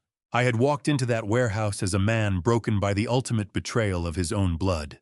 I walked out surrounded by the unbreakable, enduring loyalty of my true family, the people who actually knew what hard work, dedication, and mutual respect meant.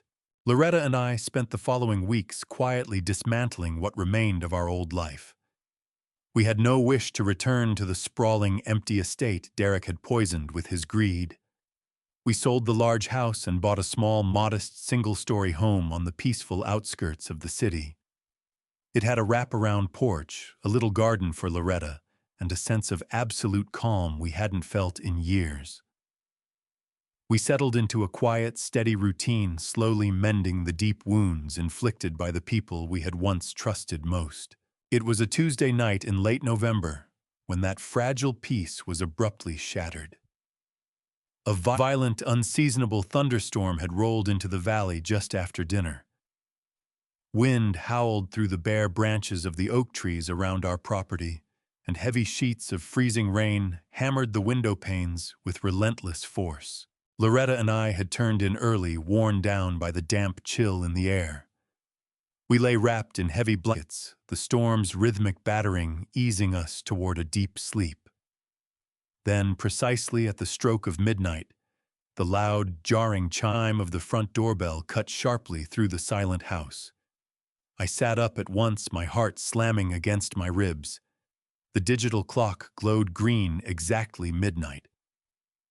Beside me, Loretta stirred her hand, reaching out to find my arm. The storm outside was raging with full, unforgiving intensity. Wind drove freezing rain against the siding of the house, but the frantic, unrelenting ringing of the doorbell sliced right through the noise. No one comes to a secluded house into torrential downpour at midnight carrying good news. I threw off the wool blankets and swung my legs to the floor. I slid my feet into my slippers and pulled a flannel robe tightly around my shoulders, knotting the belt firmly.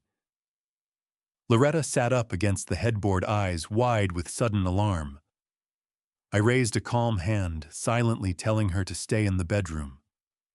I moved slowly down the dark hallway, the wooden floorboards cold beneath my feet. The doorbell rang again, longer this time, accompanied by the muffled, frantic sound of a fist pounding against the solid oak door. I reached the entryway, flipped the porch light switch, and paused for just a fraction of a second before gripping the brass deadbolt and turning the latch. I pulled the heavy door open, bracing against the sudden rush of freezing wind. Standing on my concrete porch, lit by the flickering yellow glow of the overhead security light, was my son. Derek was utterly unrecognizable from the arrogant, immaculately groomed executive who had tried to dismantle my life just weeks before. He was soaked through to the bone. His custom-tailored designer suit was completely destroyed, plastered to his violently shivering body, like a second skin stained with dark mud and street filth. He wore no overcoat, and the freezing rain ran continuously from his matted, unkempt hair down into his hollow, bloodshot eyes. He looked as though he had aged 10 brutal years in a single month. His face was grotesquely gaunt, pale skin pulled taut over sharp cheekbones, worn raw by the harsh reality he was now living in. He shivered in violent, convulsive waves, his teeth chattering with a rhythmic clicking sound beneath the roar of the raging storm. He had nothing whatsoever in his possession, no luggage, no bag, not even a phone in his trembling, dirt-stained hands. He was a broken, desperate creature, chewed up and discarded by the very harsh reality he had so arrogantly believed he could bend to his will. I stood in the doorway without moving, physically blocking the entrance, my face a composed and unreadable mask of total detachment. I did not step aside to offer him the warmth of the hallway. I did not reach for a dry towel or a hot drink. I simply looked down at him, letting the freezing reality of his condition settle between us like a stone. Derek looked up at me, his eyes brimming with a raw mixture of terror and desperate pleading. He opened his mouth to speak, but at first only a ragged, choking sob escaped his lips. He dropped heavily to his knees on the wet concrete of the porch, the freezing rain continuing to pound down on his hunched, defeated shoulders. He reached out with trembling, blue-tinged fingers, hovering just inches from the hem of my flannel robe, clearly too frightened to make actual contact. "Dad." Derek wept, his voice a hoarse, broken whisper, barely carrying over the howling wind. "Please, Dad, you have to help me. I have nowhere else to go. I've walked for miles through the city in the freezing rain. I have absolutely nothing left." I remained perfectly still, a silent, immovable sentinel standing guard over the hard-won piece of my new life. I waited, knowing with quiet certainty that the true cowardice buried in his character would expose itself even at his absolute lowest. Derek sobbed harder, dragging the back of his shivering, bruised hand across his wet, filthy face. "It wasn't my fault, Dad." He pleaded, his voice climbing toward a frantic pitch as he scrambled to rewrite the damning story of his own ruin. "I swear to you, on my life, it was all Celine and Claudette. They completely brainwashed me. They manipulated my every emotion. Claudette was drowning in those massive syndicate gambling debts, and Celine threatened to leave me if I didn't find a way to keep our lifestyle intact. They backed me into a corner, Dad. They made me forge those financial documents. They essentially forced me to take that employee pension money. I never wanted to hurt you. I was only trying to save a marriage that was already crumbling. I was terrified of losing everything I had spent my life building, and they poisoned my mind against you completely. They convinced me that your memory was going. They persuaded me that the conservatorship was the only logical path forward, the only rational way to protect the company from your deteriorating health. It was their wicked plan right from the very beginning. His frantic words were a coward's attempt to shed the crushing, undeniable weight of his criminal guilt onto anyone but himself. Even now, shattered and kneeling in the freezing mud like a stray animal on my doorstep, he could not bring himself to accept full, unconditional responsibility for his own breathtaking greed. He remained the exact same arrogant man who had plotted to lock his own father away inside a sterile, isolated psychiatric facility. He looked up at me again, his swollen eyes silently pleading for a shred of the paternal weakness he had spent decades ruthlessly exploiting. "Celine took absolutely everything from me, Dad." Derek pressed on, his voice fracturing with a sickening, wallowing self-pity. "Her ruthless divorce lawyers froze every single personal offshore account I had. The federal prosecutors have permanently seized whatever assets I had left. My so-called prestigious friends will not even answer when I call anymore. I am sleeping on the dangerous streets of this city. I am freezing cold, and I am so desperately, unbelievably hungry. Please, Dad, I am your only son. I am your own flesh and blood. You cannot simply leave me out here to die in a freezing storm like this. I am not asking to come inside the warm house. I am not asking for a soft bedroom or a hot home-cooked meal. I just needed a dry, safe place where I can lie down for a few hours. Please, Dad, just let me sleep in the garage. Let me curl up in the corner on the cold concrete floor for tonight, so I do not freeze to death in this awful storm." I will leave first thing tomorrow morning before the sun even rises. I swear to you that you will never even know I was there. Please, I am begging you on my hands and knees. Just give me a second chance. I looked down at my shivering, weeping son, the ultimate agonizing test of whatever resolve remained inside me. I stared into the bloodshot eyes of the man kneeling on my wet concrete porch. The freezing rain continued to wash over him in heavy, relentless sheets, flattening his ruined, once expensive hair against his skull. The cold wind howled around us, both rattling the porch light above our heads. But the chill settled deep inside my chest was far more profound than any of that. This was the boy I had joyfully carried on my shoulders through summer parks, his laughter ringing out across the open grass. This was the young man I had proudly guided through his first uncertain steps in the corporate world, placing every possible advantage directly into his waiting hands. But the weeping hollow shell shivering before me now bore absolutely no resemblance to a son. He was nothing more than a predator stripped of its dangerous fangs, desperately begging for sanctuary from the very storm he had intentionally and meticulously constructed around himself. I leaned forward slightly, making certain my voice would carry through the deafening roar of the midnight tempest. I did not raise it.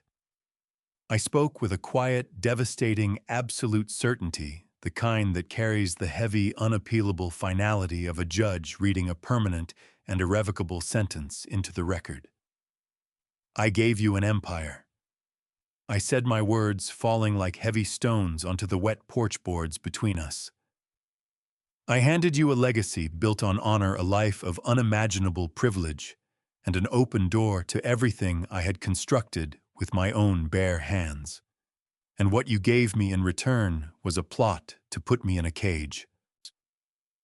You conspired to lock me away in the dark, to erase my entire existence from the world, simply so you could sit back and comfortably feed your endless, pathetic greed without interference.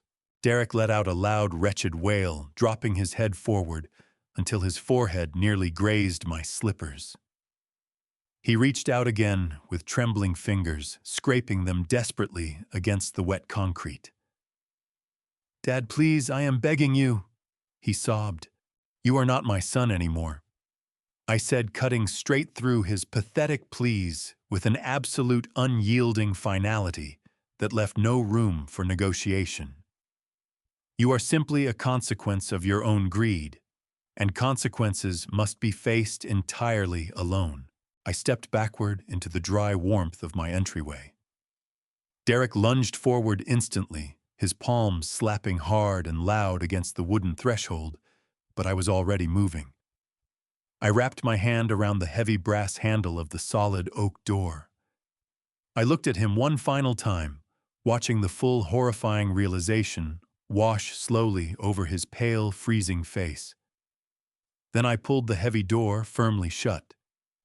The thick wood clicked securely into the frame, cutting off his desperate, muffled cries as completely as if they had never existed. I reached up and turned the heavy brass deadbolt, the solid metallic thud of the lock echoing through the quiet hallway, sealing him out of my life forever. I stood still in the hallway for a long, reflective moment, listening to the muffled drumming of the rain against the glass panes. I understood then that the man I had spent so long grieving had not died tonight. He had died many years ago, replaced slowly and quietly by a stranger consumed entirely by his own vanity and his blind, insatiable ambition. I had finally accepted that profound and painful truth. My breathing was slow and perfectly even. The crushing weight that had pressed down upon my shoulders was completely, irrevocably gone. I untied the belt of my flannel robe, straightened the collar, and turned away from the door. I walked slowly back through the hallway and into the main living room. The small stone fireplace was glowing with a warm, comforting amber light. Loretta was sitting in her favorite armchair, a thick woven blanket draped elegantly across her lap. She looked up at me as I entered the room, her quiet eyes moving carefully across my face, searching for any lingering trace of regret, guilt, or hesitation. I simply smiled. I walked over and settled down beside her, reaching out to gently take her warm hand in mine. We sat together in the peaceful golden glow of the hearth, listening to the storm exhaust itself harmlessly against our thick walls outside. We were finally safe. The hard-won legacy we had built together over an entire lifetime was completely protected from the vultures who had tried so desperately to tear it apart. And the years that remained belonged entirely unconditionally to us. Blood makes you related, but loyalty and genuine respect are what make you family. As a parent, every instinct you possess compels you to protect your children at any cost, to lay the world before them on a silver platter without condition or question. But blind generosity poured into an entitled heart breeds only monsters. Never allow love to blind you to disrespect, and never permit anyone, not even your own flesh and blood, to treat you as collateral damage in the ruthless pursuit of their selfish ambitions. Sometimes the most profound act of self-love and tough love combined is finding the courage to close the door firmly and permanently on those who only ever measured your worth in dollar signs. That night, standing in the quiet hallway with the deadbolt turned and the storm locked firmly outside, I felt something I had not felt in a very long time. Peace. Not the fragile kind you borrow, the kind that holds. Looking back, I understand now what that season cost me. It cost me a son, or rather it made me see clearly that the son I grieved had been gone for years, replaced slowly by someone I no longer recognized. I believe God allowed me to see the truth before it was too late. The timing felt impossible, and yet it arrived exactly when it needed to. That is not luck. That is something far steadier than luck. If this story taught me anything worth passing on, it is this: never hand someone an inheritance before they have earned the character to carry it. Early generosity given to an unready heart does not build gratitude, it builds entitlement. When something feels wrong inside your own home, trust that feeling. Do not explain it away to keep the peace. Document everything quietly before you act. Evidence is the only language a determined liar cannot talk around. And remember, closing a door on someone who has repeatedly chosen to harm you is not cruelty. It is the most honest form of love you have left to give. If this story moved you, I would love to hear your thoughts in the comments below. Share it with someone who might need to hear it today, a friend carrying a quiet burden, or a parent who needs to know they are not alone. And if you have not already, please subscribe to Dad Revenge, so you are here for the next story. Thank you for spending this time with me. Take good care of yourself, and I will see you in the next one.